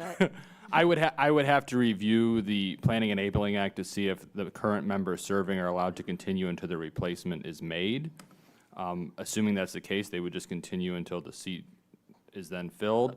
If the language of the Planning and Aiming Act does not provide for that, we would just not have 2 members of our planning commission until some sort of resolution or compromise can be reached at the council level. Okay, Can I make a suggestion? go ahead. My suggestion is let one of us, if we feel differently, make a recommendation to you, what we would like, have an informal vote, and see if you would change your mind. No, Okay? Thought I'd ask. Thank you, but I refuse to change my recommendation. Can I ask the council members that didn't like this, the recommendation of the mayor, why you don't like either of these members? I can just answer. It's not that I don't like either of these members, but I do see someone, an applicant on the list, a couple that I think are very paying attention to what's going on, trying to be a part of the solution, and are dedicated week in and week out. So that's what I'm seeing on there, and that's just my only problem with voting as recommended. Okay. Mary? Also, Paul Fitton is currently on the ZBA, so then he would have to resign the ZBA. Right. To be on Planning Commission. Yep, we've already discussed that. And Mr. Polk's already on Planning Commission. Right. And I think having ZBA experience would be beneficial in the planning commission.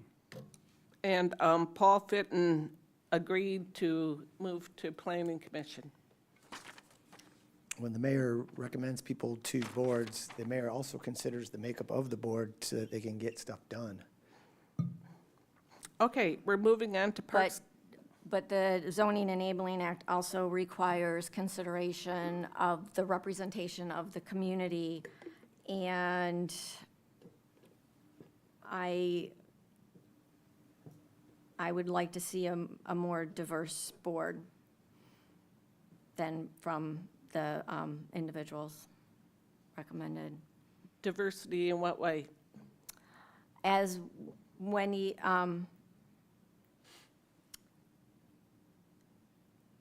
said, you know, Lisa Krupiarts has come to Planning Commission, has come to City Council, has been very engaged in the community, and brings a perspective that I have not seen through decisions of Paul Fitton, who is being recommended instead of Lisa. Okay, we're moving on to the Parks Commission. Is there a motion to approve Belinda Gruber, Jody Gross, and Laura Jager to the Parks Commission? Melinda, Only 2 vacancies. no, What was the question? There's only 2 vacancies. There is only 2 vacancies. What we did notice is that Laura Jager was appointed to a partial term, but as we were working out the numbers, somehow we got askew because it should be 2, 2, and 2. And so she really is in her seat for another year, but we were looking to extend her, so when we look at boards, you shouldn't be overturning more than half the board all at once. So in the Parks Commission, it was clearly set up that 2 were going to be replaced in 25, 2 in 26, and 2 in 27, and somehow it got askew with Laura's partial term, and I can't explain why, but we're looking to make sure that she's extended to 27 to align with how that board should be reappointed. I make a motion for Melinda Gruber, Jody Gross, and Laura Jager to the Parks Commission, as read by the mayor. any discussion? Second. Oh, thank you. Roll call, please. Any discussion? No. Go ahead. Okay, Hasley, No.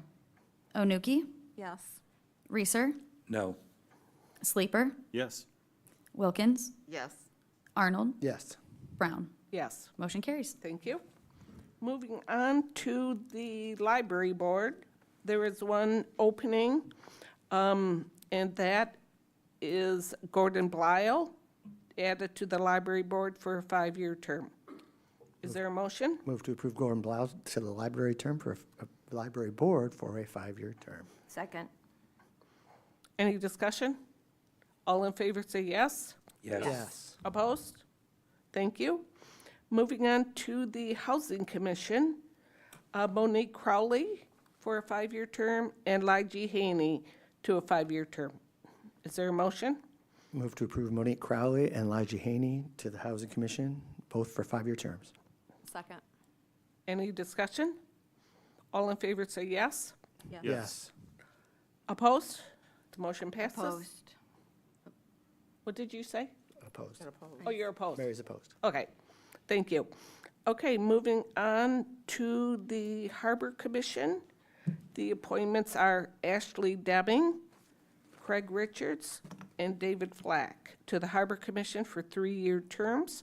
David Flack is in the audience today. Is there a motion to approve those? Move to approve Ashley Deming, Craig Richards, and David Fleck to the Harbor Commission for 3-year terms. Second. Any discussion? I'd like to ahead. propose a different choice of people. What? He's got an alternate. Oh, Yes. let's see if this passes first. Dan, David, oh, I'm sorry. Go ahead. Let's do a roll call. Of course. Onuki, Yes. Reeser, No. Sleeper, Yes. Wilkins, No. no. Arnold, Yes. Hasley,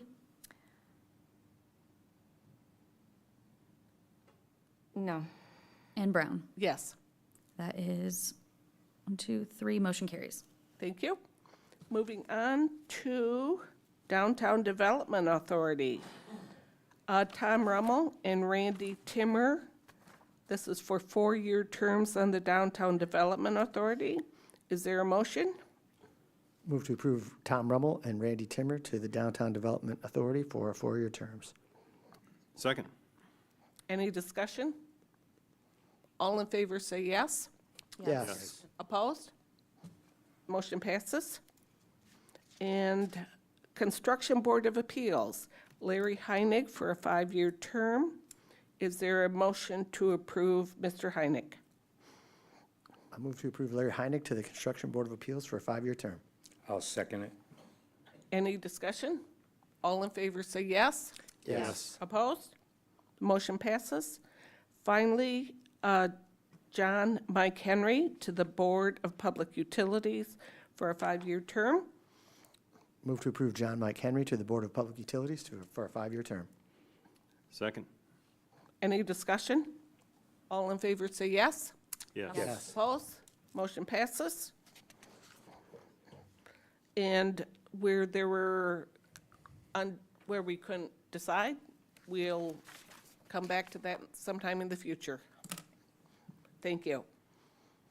Number 13, the City Council will be asked to consider the adoption of Resolution 2025-18, a resolution authorizing the sale of the Overton parcel and authorization to enter into a development agreement. Kate? Thank you, Mayor Brown. This is one of our priorities, is talking about housing development, specifically the Overton parcel. As we know, we've been through kind of fits and starts with this parcel. We've got about 5.5 acres that is proposed prepared for redevelopment.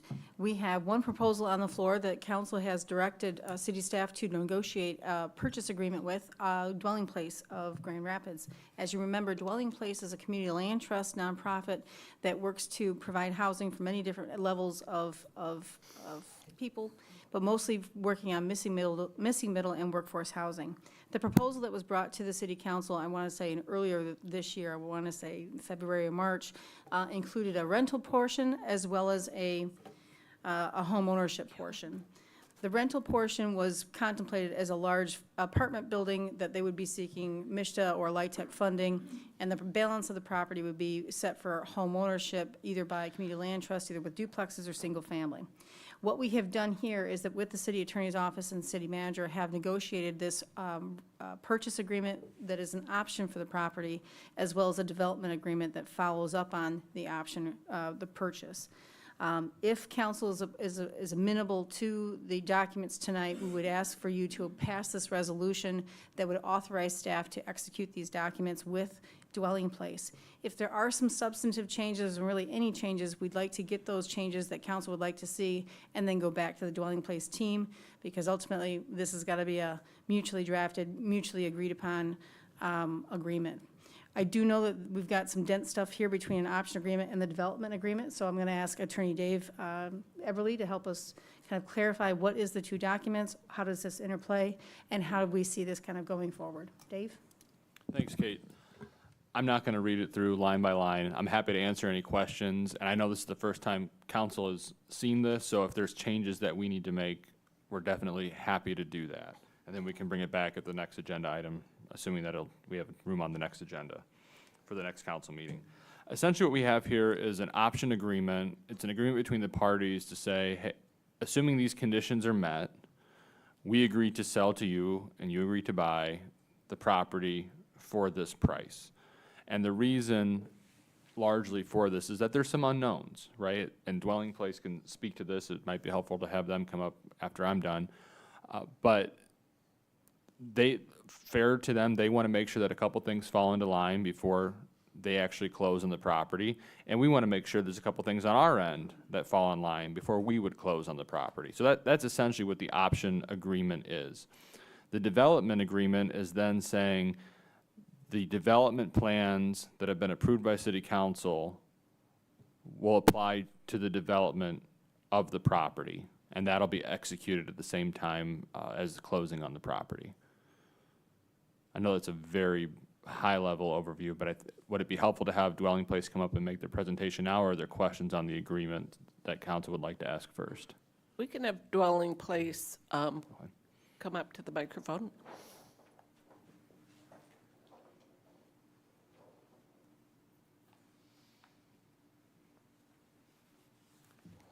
Yes, hello. I don't know if you'd like me to just give a brief overview of what we're looking to do? That'd be great. So, yes, as stated by city staff, so we're looking at two different phases of development. One would be an apartment building. The other one would be single-family homes and duplexes, which would be held for sale through our community land trust. So the apartment building is really is going to want to drive where this development goes, because we have to apply for housing tax credits, and that's a competitive process. There's a couple of different funding streams we could apply for. One is called the 9%, which is generally very competitive. That application would be due October 1st of this year. So it's going to be a bit of a scramble for us to get our application ready for that. By that point, we need to have any form of tax abatement that we would go through. We'd have to have some environmental reviews completed. We'd have to do some different feasibility studies, a market study. So there's quite a bit of work that we would do to get ready for that October 1 application round.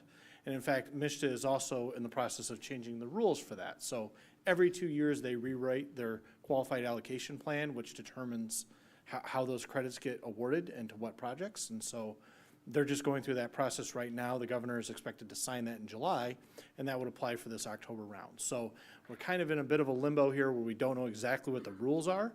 We do know that the site is very desirable, and that we believe it would be very competitive under the rules as written. But like I said, those are a little bit subject to change. And so the 9% is very competitive. So that would not be our only route. We would also look at a 4% credit, which is something that is less competitive.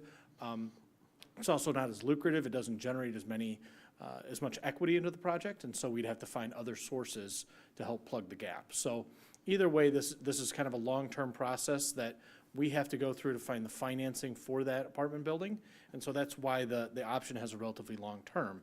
It runs through the end of 2026, and we have a 1-year extension that's available. We would not exercise that extension unless we felt that we have a very good chance and that we'd want to pursue that. We don't want to tie up this property if we're not going to be able to make this happen. And so, but we are very confident, and we think that their application would be well received by MSHDA. We've already had some preliminary conversations with them, and they recognize the need in this community, and they see that a lot of development has taken place, just across the way and everything. So I think even though there's some environmental challenges here, they view this as a key site, and also one of the things they're doing when they're redoing the rules is they're prioritizing sites that are won through an RFP process, where the city is heavily involved and the public clearly supports the development of this property for the intended use. So that's the apartment part of it. Once we kind of have that financing in place, we're essentially good to go. The other part of it is through the community land trust, and so those are homes that, we're going to look at different price points. We're going to look at the market. We're going to see what is going to do well here. In our preliminary analysis, we've looked at both duplexes and single-family homes. We would be looking to price those relatively affordably, so under $250,000. Hopefully, we'd be able to get some duplex units that would be just under 200, so we'd be able to get families that are in there that are close to the 80% of median income. So we think that would be able to serve a lot of different folks in the community and would be well received. And so that part of the financing, it's just a different vehicle, and so we would continue to work on that while we're obtaining financing for the apartment building. We would look to do the for sale housing probably in chunks. We would not build all of them at once, just because it takes quite a long time to sell these, and we'd want to work through a local realtor and just make sure that we're not getting too ahead of the market. So we'd sell those over time. The apartment building, we would lease that up as soon as we have it built, and you know, we do that often when we build new. We want to get it leased up quickly. That delivers the tax credits. We're financially incented to do that. That was a lot of information, so I don't know, I saw there might have been a question from one of the No, I commissioners. was stretching my hand. Oh, okay. Question. Sorry about that. Wendy. I gotta remember it. Oh, for the MSHDA funding, is it common for companies or whatever you call it, organizations to get that on the first round, or is it more common that you have to reapply the next year? Do you know? It does depend on the project. Some have better chances than others, and it depends on how the rules are written. And again, that's a bit of a gray area right now until those rules get solidified. But I would say, you know, there's typically $4 to $5 dollars requested for every dollar available. So Okay. it is a competitive process through the 9% credit. The 4%, there's more credits available and there's less projects applying for it. So again, it's not as lucrative. You have to find other sources, but you're more likely to get an award. Gotcha. And then, can I just ask one more question really quick? You said that the houses would likely sell slowly, but I'm just wondering why that is, because it feels like at that price point, there would be a high demand here. Oh, I just mean it's a slower process to sell a home to somebody, qualify them for the mortgage, because they also have to be income qualified. So all of our buyers have to be 120% of area median income or below. And so sometimes when you're getting a mortgage, you know, it's a community land trust, so it's a little bit new. So it's not as easy as just selling a home on the open market. There's additional qualifications. And there's some hoops that the buyer has to jump through as well. So, but, you know, we're seeing a lot of demand there in the Grand Rapids market and some of the homes we're building there. It's just South Haven isn't as big of a market, so we don't have as many potential buyers. So, but we do think that they would sell quickly. Just don't want to get, like I said, get too ahead of ourselves with that. So. I gotcha. Thank you. George. So you talked about the 9%, and that application is due by October. The 4%, is that application due at the same time, or can you apply both at the same time and whatever Yeah, so MSHDA gives you, or? The 4% is a rolling application for 4% credits. There is a direct loan program that MSHDA has, and they do that once a year. They've just done that for 2025, so we'd have to wait until the next round to apply for a MSHDA direct loan.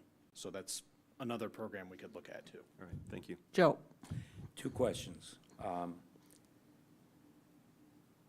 Does selling you this property at $150,000 when it's clear this property's worth in the millions, 5 acres, great location, town is growing, especially in property value, does that help you get either MSHDA, or does it help you be in a better position to sell these at a good price and get the project started? To me, it seems like you're saving a lot of money at the very beginning, which I want you to get because I want this to be successful.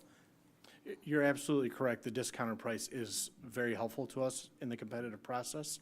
One of the things that MSHDA looks at is your credit efficiency. How many units of housing, how many homes are you creating per tax credit dollar that they give you? And if we have a low land cost, that definitely drives that. And so that is a big help there. Also, through the community land trust, we essentially are selling the homes at a loss, or at least we forego our profit by providing a discount. So typically that home that may sell for $250 might appraise for $325. It may cost $260, $270 to build it. So we lose a little bit of money doing that. And how we make that up is we talk to some philanthropic groups. There's Brownfield TIF you can look to take advantage of. There's other sources that we take advantage of there, and that's why this stuff takes years to put together, is so we have to line all that up. But having that low land cost definitely makes it so much easier for us to hit that mark and be able to provide that housing. And the second question I had is, I'm doing this from the previous developer, and somewhere I heard, I think it was discussed at City Council, that MISTA somehow looks into the community and sees how supportive the community is of the project. And there was a lot of give and take on that project in terms of support. I think that's a nice way of putting it. It seems to me, as a council person and as a resident, people are really supportive of this and really want this to work. My question is there anything we can do to help you get funding from MISTA as a community and as a city council to make it more advantageous, to win them over, I guess is what I'm saying? Yeah, thank you. No, it's a great point. And I would say MISTA is careful about making it a quantitative process, not qualitative. So there is some kind of lobbying you can do for your project to show that it's well supported. And we'll be asking the council for whatever you could provide that's outside of just, talking about it. But we certainly greatly appreciate your support, and that is very helpful. Will that be the difference maker? It could be. I guess I can't say that definitively right now, because like I said, they look at these through a quantitative process. They count points. You get points for certain things, but one of the things you do get points for is having that public support, being through an RFP process, able to obtain a payment in lieu of taxes. So by the council voting for those things and supporting the development, it certainly helps. But I guess, we can certainly put our heads together, and if there's anything else, we will certainly let you know if you could do other things to support us, and we appreciate that offer. Any other questions? Mary? Yeah. So, Joe, it was only valued at $500,000. So, in 127. the previous attempt to develop this, the sale price was only $1,000. Since that time, It wasn't 1,000. I mean 100,000. Okay. Sorry. It's really low. 100,000. And since that time, more environmental results have come out to show other contamination is there that will require more extensive remediation, for which we thank you for taking this on. So my question, I talked to Kate beforehand, is 150,000 too much? And she said we need to recoup standby fees and things like that have been ongoing to help lower the hookup fees. She couldn't tell me how much the standby fees were since 2020, but would it help if the price were slightly lower? It's just, I know the cost for remediation, meaning construction, is going to be much higher than what was previously anticipated. So, trying to make sure this goes forward, we were not involved in the negotiations, we just get the end result.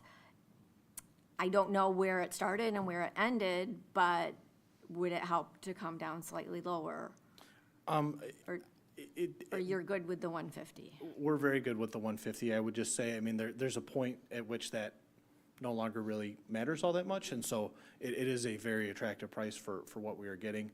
We also do recognize that there's a lot of, contamination and everything else that needs to be taken care of out there, and so this is not easy by any stretch of the imagination, but the 150 is a very attractive price that we're very happy with. Okay, and in looking through it this weekend, I saw some inconsistencies that appeared between the purchase agreement and the development, and I think they were inconsistent because I was thinking these would be entered into at the same time.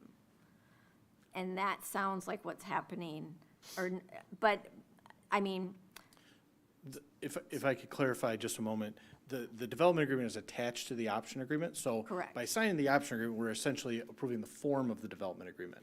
But it's important that this agreement, that the development agreement isn't actually entered into and effective until we take possession of the property. Because there's a certain number of time limits that start once we sign the development agreement, and certain things that we're obligated to do. And we're not gonna be able to do those things until we actually have the money there that we need to buy the property. So these things kind of have to happen in order, and so, but I do think it's very important and a very good thing that your city manager and city attorney have agreed on the form of this, because we don't want to be here 2 years from now, maybe you have a different city council, different city staff, having to hammer out a development agreement. You know, we've already done that, so we're not going to have to worry about how much time we have and everything else. I think it's very prudent. Mr. Eberly, did you have a comment?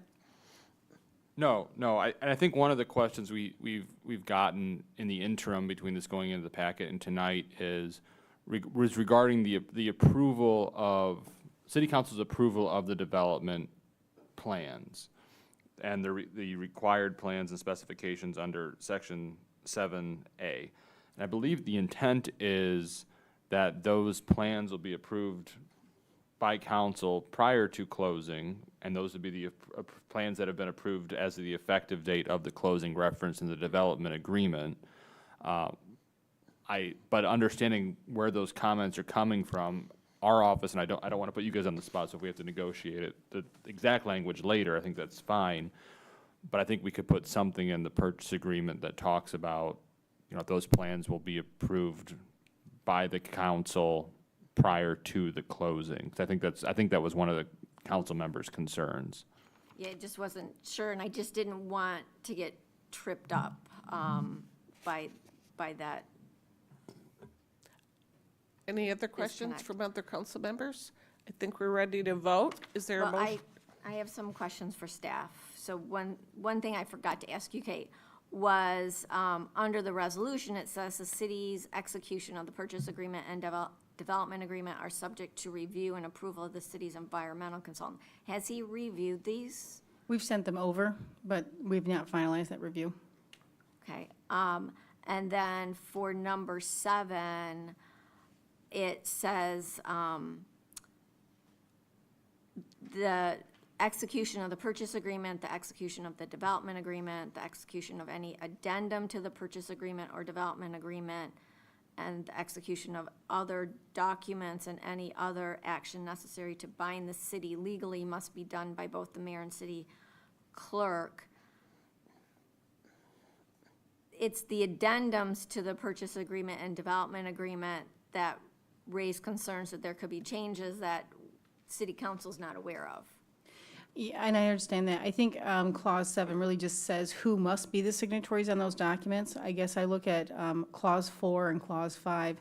Clause 4 says the mayor and city clerk are authorized and directed on behalf of the city and in consultation with the city attorney and city manager to enter into any agreements, execute any other documents, and take any other action necessary to effectuate this resolution, including making minor revisions to the purchase agreement and development agreement that are substantially consistent with the terms of resolution. This is not to make any major changes. This might be minor Scrivener errors, or this might be just minor items. This is not to be just willy-nilly or completely out of step with what council's understanding is. And this is a recognition of the fact that sometimes as these things progress, we may get something from MISTA that says, hey, we need this language added. We want to have the flexibility to do that. Or the example I just gave where the parties are on the same page, but recognizing how there may be some questions, we could insert some minor language regarding clarification. And then just one, so on page 117 of the agenda packet, in the pre-closing development requirements, I know it says the parties intend that the buyer or a designee of the buyer develop the property as well as a well-designed and constructed residential rental development. I was wondering if we could just strike rental, because the very next sentence is inconsistent with the rental, because it's both rental and purchase. I don't have any objection to that. I think it just makes it more clear, so you don't have an inconsistency in 2 sequential sentences. And I don't want to put the dwelling place guys on the spot right now. So I think if those are things council is looking for, in my mind, those fall under the guise of minor amendments, and I don't have any objection to it. Neither do I. And if for some reason dwelling place has an objection, you know, we can always bring that to council's attention, but I don't want to put them in the position tonight of agreeing one way or another to any of these proposed changes. Okay, And one last thing, under 8, for conditions precedent for buyer's obligation to close, it indicates that any or all could be waived at any time by the buyer. That's because those are terms that are favorable to the buyer. For example, buyer's financing lining up. If buyer's financing doesn't line up and buyer still would like to proceed, the city's not going to object to that. Okay, thank you. is there a motion? I make a motion to approve Resolution 2025-18, a resolution authorizing the sale of Overton and the Overton parcel and authorization to enter into a development agreement. I'll second it. Any more discussion? All in favor say yes. Yes. Opposed? The motion passes. Thank you so much. Thank you. Thank you.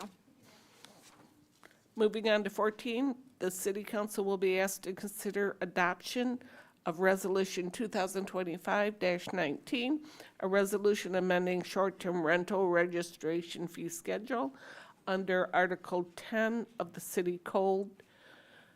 Does anyone need a break, or are we doing okay? We're doing okay. Okay, we're almost. I Okay, think we're so close. yes, we're almost at the finish line.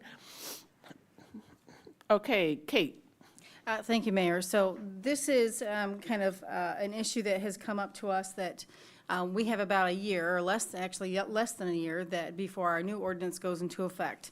Because of that, we still have some permits that are looking to renew their certificate before our our 2026 implementation date.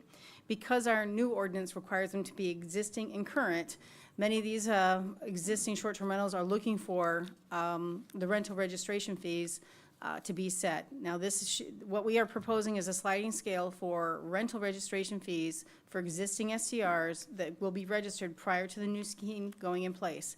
Why you see a sliding scale is that some of them are not going to have a full year. So we've been trying to adjust that while understanding that it's not going to diminish from our costs here inside the building with the STR program that we have. Thank you. Any questions for Kate? Mary? No, just so when Kate and I spoke earlier, I did bring up the fact that the Planning Commission had recommended a sliding scale, for lack of better description, for fees in general. Due to the time and necessity of getting this out, it is a flat fee, and that when fees come back to us, hopefully she can look at making the fee commensurate with the size of the unit, because an efficiency apartment doesn't require as much work for review, et cetera, as a 7-bedroom, 6-bathroom home. And so I just wanted to raise that because Planning Commission had raised it. I do And- want to mention that, as we talked, Mary, this is just to deal with the Exactly. permits that we have. Staff are working on the next scheme for the next ordinance, and we hope to have them out by late July, early August. But we know that there's a lot of thought that's going into that, because we do understand that there's a wish for that sliding scale. We also know that there's X number of dollars that have to come into the door to supplement that program, because we are making sure that these funds and these costs don't hit the general fund. So we're trying to be very cognizant of that.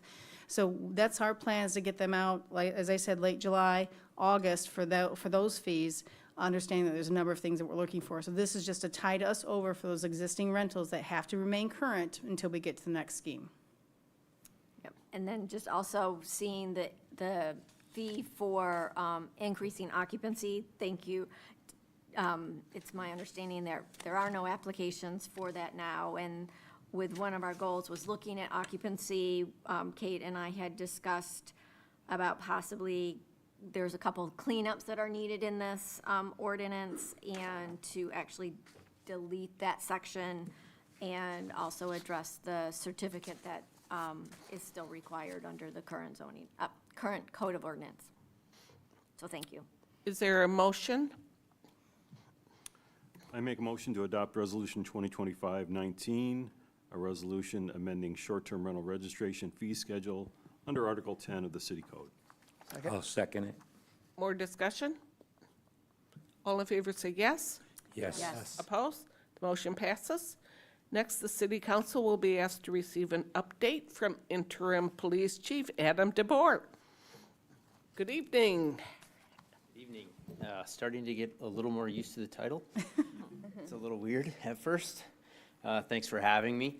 I just threw a couple of quick slides together, kind of what's happened in April. I'm working on it. Kate's working on it. I kind of put together the quick numbers. I think the numbers tell a story. They don't tell the whole story. So after we go through the numbers, we've got a lot going on. Maybe I'll just start there. Yeah, So very good. you met our two new hires, Silvario and Aaron. We're excited to have them. They started their process last week, Monday. They'll go through a 2-week in-service training where we teach them everything we need to teach them about what it's like to be a police officer for South Haven. Starting Monday, they'll start field training. By the time they're done, probably 3/4 of our department has had some input on what it means to be a South Haven police officer. So it's a big lift to get 2 people going for a department our size, but it's a lift we're more than happy to make. Number-wise, for the city of South Haven, we had 222 calls for service in the city and 68 traffic stops. So 228 calls for service, that can be anything from a traffic accident to a be on the lookout for a subject. I don't have the breakdown of what they were, what they weren't. South Haven Township to cover as well. We had 139 calls for service and 59 traffic stops in the township. April, not a super busy month for us, but they're getting busier as we get closer to summer. April stats, we took 172 reports.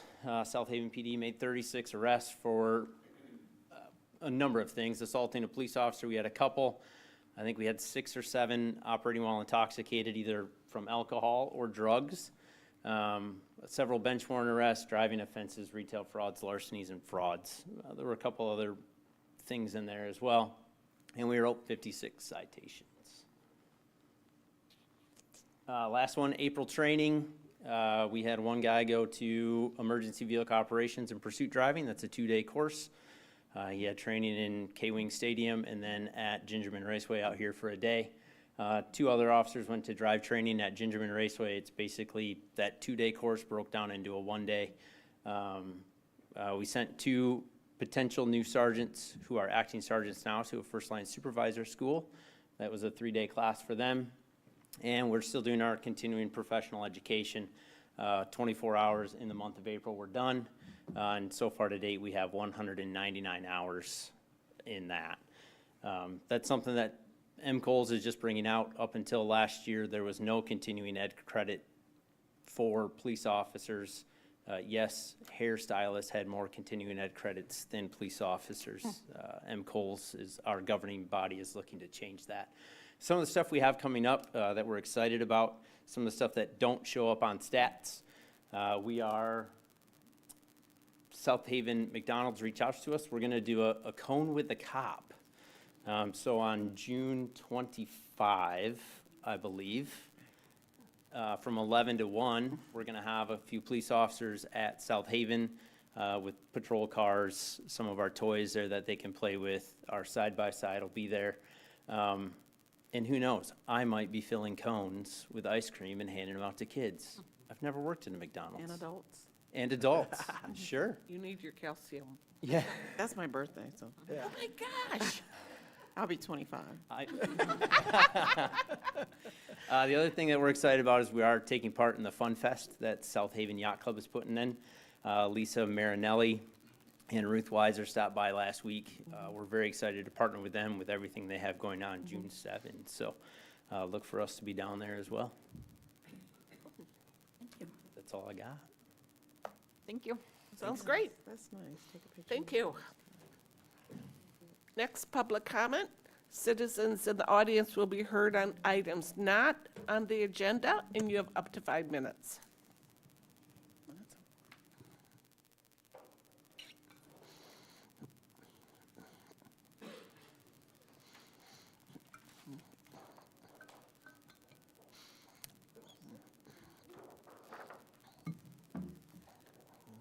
Lisa Croupiers, 561 Indiana Avenue. My very capable assistant here is holding this up. This is mainly for our at-home audience. I just want to, I've been wanting to do this for a couple different city council meetings, but they've gone so long that I have had to wait. So I created this poster because I feel like the short-term rental hotline, first of all, has been sorely misrepresented. I think it's been turned into a tattle line, or, represented that way. And it is actually not. It's very, very effective. This information is on our website, but it is very difficult to access. It's buried in there, several clicks. You kind of have to be familiar with the website to find it. And I am asking tonight that this information be posted on the newsroom for the summer, so that if there are issues, people can just go to the newsroom and slide through that and find this information. The information on the website that is right above this, this information, the hotline is staffed 24 hours a day by host compliance agents.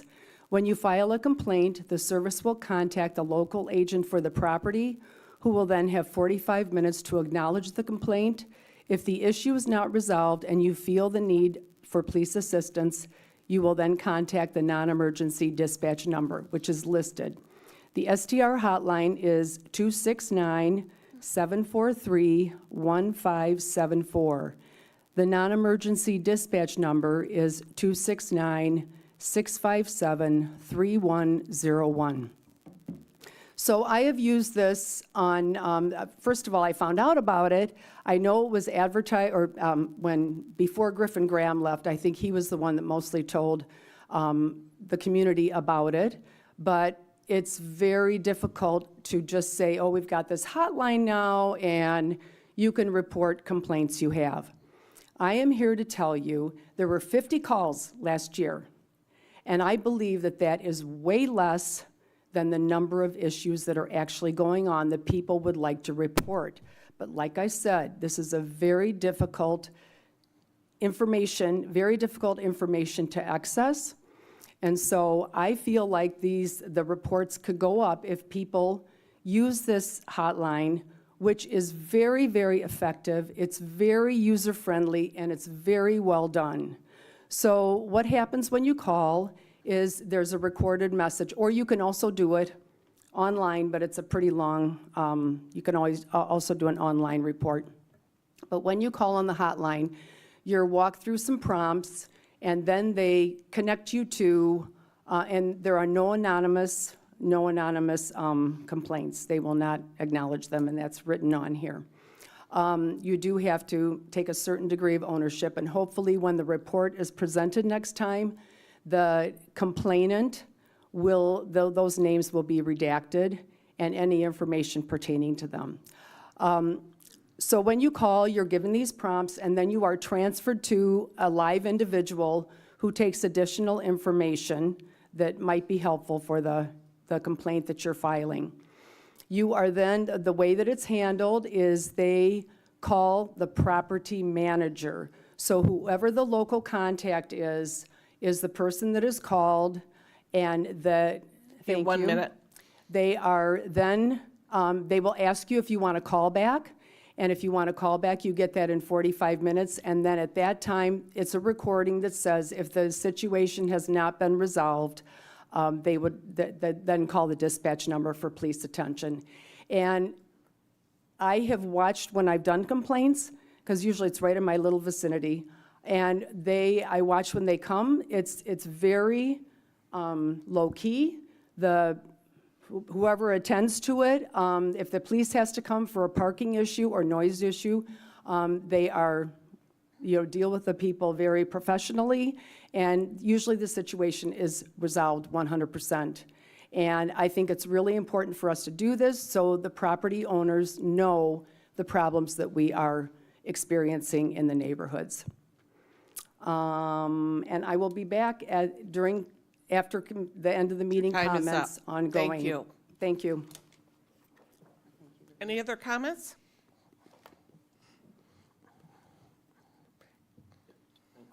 Comment. Joe Wilkins, 811 Indiana Street. I just want to give a quick kudo, a shout out to, I believe it's Public Works, after the storm we just had. It wasn't as bad as I believe some say Kalamazoo was. Kalamazoo was hit pretty hard. A lot of people were without power. I don't know if that really hit us that bad where people were really out of power, but we did have trees go down, pretty big trees that went down beside us. Power lines, I believe, that was down also. And immediately we saw, I believe it was our Public Works. Public Works was out there trying to clear the streets and do different things. So I want to just say good job and give them good kudos for the work that they do. Thank you. Thank you. Any other comments? City manager comments. Thank you, Mayor. And to piggyback on Bishop Joe's comments, we did have a number of outages, but the electric crews worked tirelessly through the night to restore power to the customers, while many surrounding areas, I think, were still out as of Friday or Saturday. So kudos to the electric crews. We did have a number of trees come down, one of them being on the Liberty High Bailey Museum. So we worked on Saturday to get that crew, that to be cleaned up. Not too much damage, but some damage, so we'll be working on that. With the loss of power that we did have one small sanitary sewer overflow in the township. It was resolved promptly, but we're working our way through that with an insurance claim with the owner at that place. But again, we did have some damage. That was a pretty gnarly storm. I can't believe I don't think I've ever seen that much lightning. So it was a pretty big storm. Happily, we did not see some of the damage that I think other areas and other people have felt. I did also want to let council know that we have received a number of emails from a person concerned about our utility policies as well as our shut-off procedures. I do want to assure the council as well as that person who we've been in contact with that we are reviewing those concerns with our legal team, with utility billing, as well as our rate studiers, and just making sure that we're getting those answers out. I want to remind folks that we do have a number of items this weekend. This will be Memorial Day weekend. Shays will be having a pancake breakfast this Sunday, May 25th, from 7:30 to 11 a.m. We will also have our own Memorial Day parade starting at 9 a.m. The parade route is on the city's website with the ceremony to follow Lakeview Cemetery. And then we'll also have the reading of the names at noon. And those are my comments, and thank you all for your hard work tonight. This has been fantastic. We've gotten a lot of work done tonight. Thank you. Any questions for Kate? So the reading's here at City Hall, correct? It's That not is at correct. the Yep, library? at noon. Yep. And your comment about the shut-off. So I think We Care is helping for the new program that's starting, correct? It is, but this is more questions about what our existing policy is. Correct. But I think I happen to, could we possibly get We Care in No. later? No, later, like early fall to. We're still working out what the LEAP and all the stuff that we're doing right now, what the state has not set all those procedures up, so we're in compliance right now, but the state still has more information for us to roll out. So we always work with We Care, but I'm not entirely sure how everything's gonna come out because the state has not finalized those. Okay. And do you have any update on the community director position? I believe that they have had interviews, but I'm not entirely sure if they've hired anyone. Okay. I'd have to check with Kim. May 29th is? Oh, sorry, May 29th they'll be having interviews. Okay. And I was also going to ask about something on the newsroom. So the master plan published for comments. And I was wondering if we could get that master plan, the link to the current version that's out for public comment on the newsroom with instructions on how to provide public comment. The public hearing was set on May 8th, Planning Commission, to occur on July 10th. So people can put that in. Okay, we can work on that, getting that link up on there. Thank you. Any other questions for Kate? Okay. Councilperson's comments. Letitia? No comment. George? Thank you to everyone that came tonight, and thank you for all those that are watching. am really excited about the Overton making progress in that area. I think that's going to be great. I'm looking forward to continuing that partnership and looking to actually get something built there. That's it. Joe? Yes, first I'd like to thank our interim police chief, Adam DeBoer. I know you started under a difficult situation, and I want to thank the whole police department. I have confidence in all of you, and I look forward to a nice, safe summer. Like George, I am excited about Overton. I think this is one of those issues that the city council will come together and get this thing moving as quick as possible. The lifeguard program, I know it's frustrating. It's taken longer than it should have, but I do feel we're on the right path, and I think we're going to keep going forward. Ultimately, I want to see lifeguards on our beaches. Thanks. Thank you, Joe. Mary? Yes, I also want to thank everyone for attending live, virtual, sending in comments. We do get them, echoing Councilman Reeser's comments about welcoming interim Chief DeBoer. Yes, Memorial Day has several things. Shays has a breakfast. The American Legion also has a breakfast. Tuesday, tomorrow, the National History Day state finalists presentations will be at the library at 6 p.m., so go and cheer them on. For lifeguards, I expect the time points, the targets of what will be done by when to include involvement of USLA at the start, because without them, I'm afraid it will not be going in a direct path, and we will again miss deadlines. I want to thank Public Works. I know a resident has been writing in about the water running off into her property, and thank you to Dana Bird who got back with her. That's much appreciated. And also, I am excited with Overton, working with Dwelling Place. I attend some community land trust meetings. I learned about that from a regional housing meeting that I went to, and they are leading the charge. So I'm glad that we're working with them. Wendy? I have a couple of, well, I'll just go with one thing. Wondering if I can speak on or ask about, since Dave is here, about the memo that was sent to us earlier today. Yes. Would you like to talk about that now, or would it be best if we have a conversation offline? Yeah, that's fine. Okay. And then just really quickly, my last thing is I was wondering if we would be able to get an update on the Hills development. I will get you one. I do know that we've been asking them to clean up their fence line based on a comment I've received from one of you. So we've asked them about that, but we will be asking them about their Hills development. We are also working with them on, I think it's 432 Phoenix, the former NNR, so they'll be doing that. I think they were looking at doing that as well. So I'll give you an update, hopefully by our next meeting. Thanks. Okay. My comment, just all the fun things and things we're doing for Memorial Day. The Twisted Twin ride from the American Legion is also Saturday at 12. I think they say kickstands up as their jargon, at 12 or 12:15. Right in front of my house. Right in front of your house, yeah. So you'll definitely hear it, and the city will probably hear it. It's kind of cool when all those Harleys take off, so that's happening. There's well over 100, isn't there? Saturday. Or- Yeah, it's Okay. quite a large event, yeah. Susie works really hard on it. Those are my comments. Thank you. I'd like to thank Jeremy Hyatt and Chief Hins, Interim Chief Adam DeBoer, Dana Bird, Kate, and the rest of the city staff who met with the staff of Senator Alyssa Slotkin.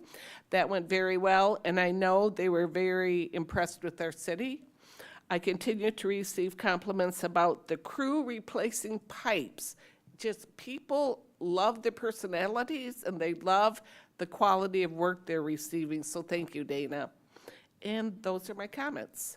If there's no further business, we're adjourned.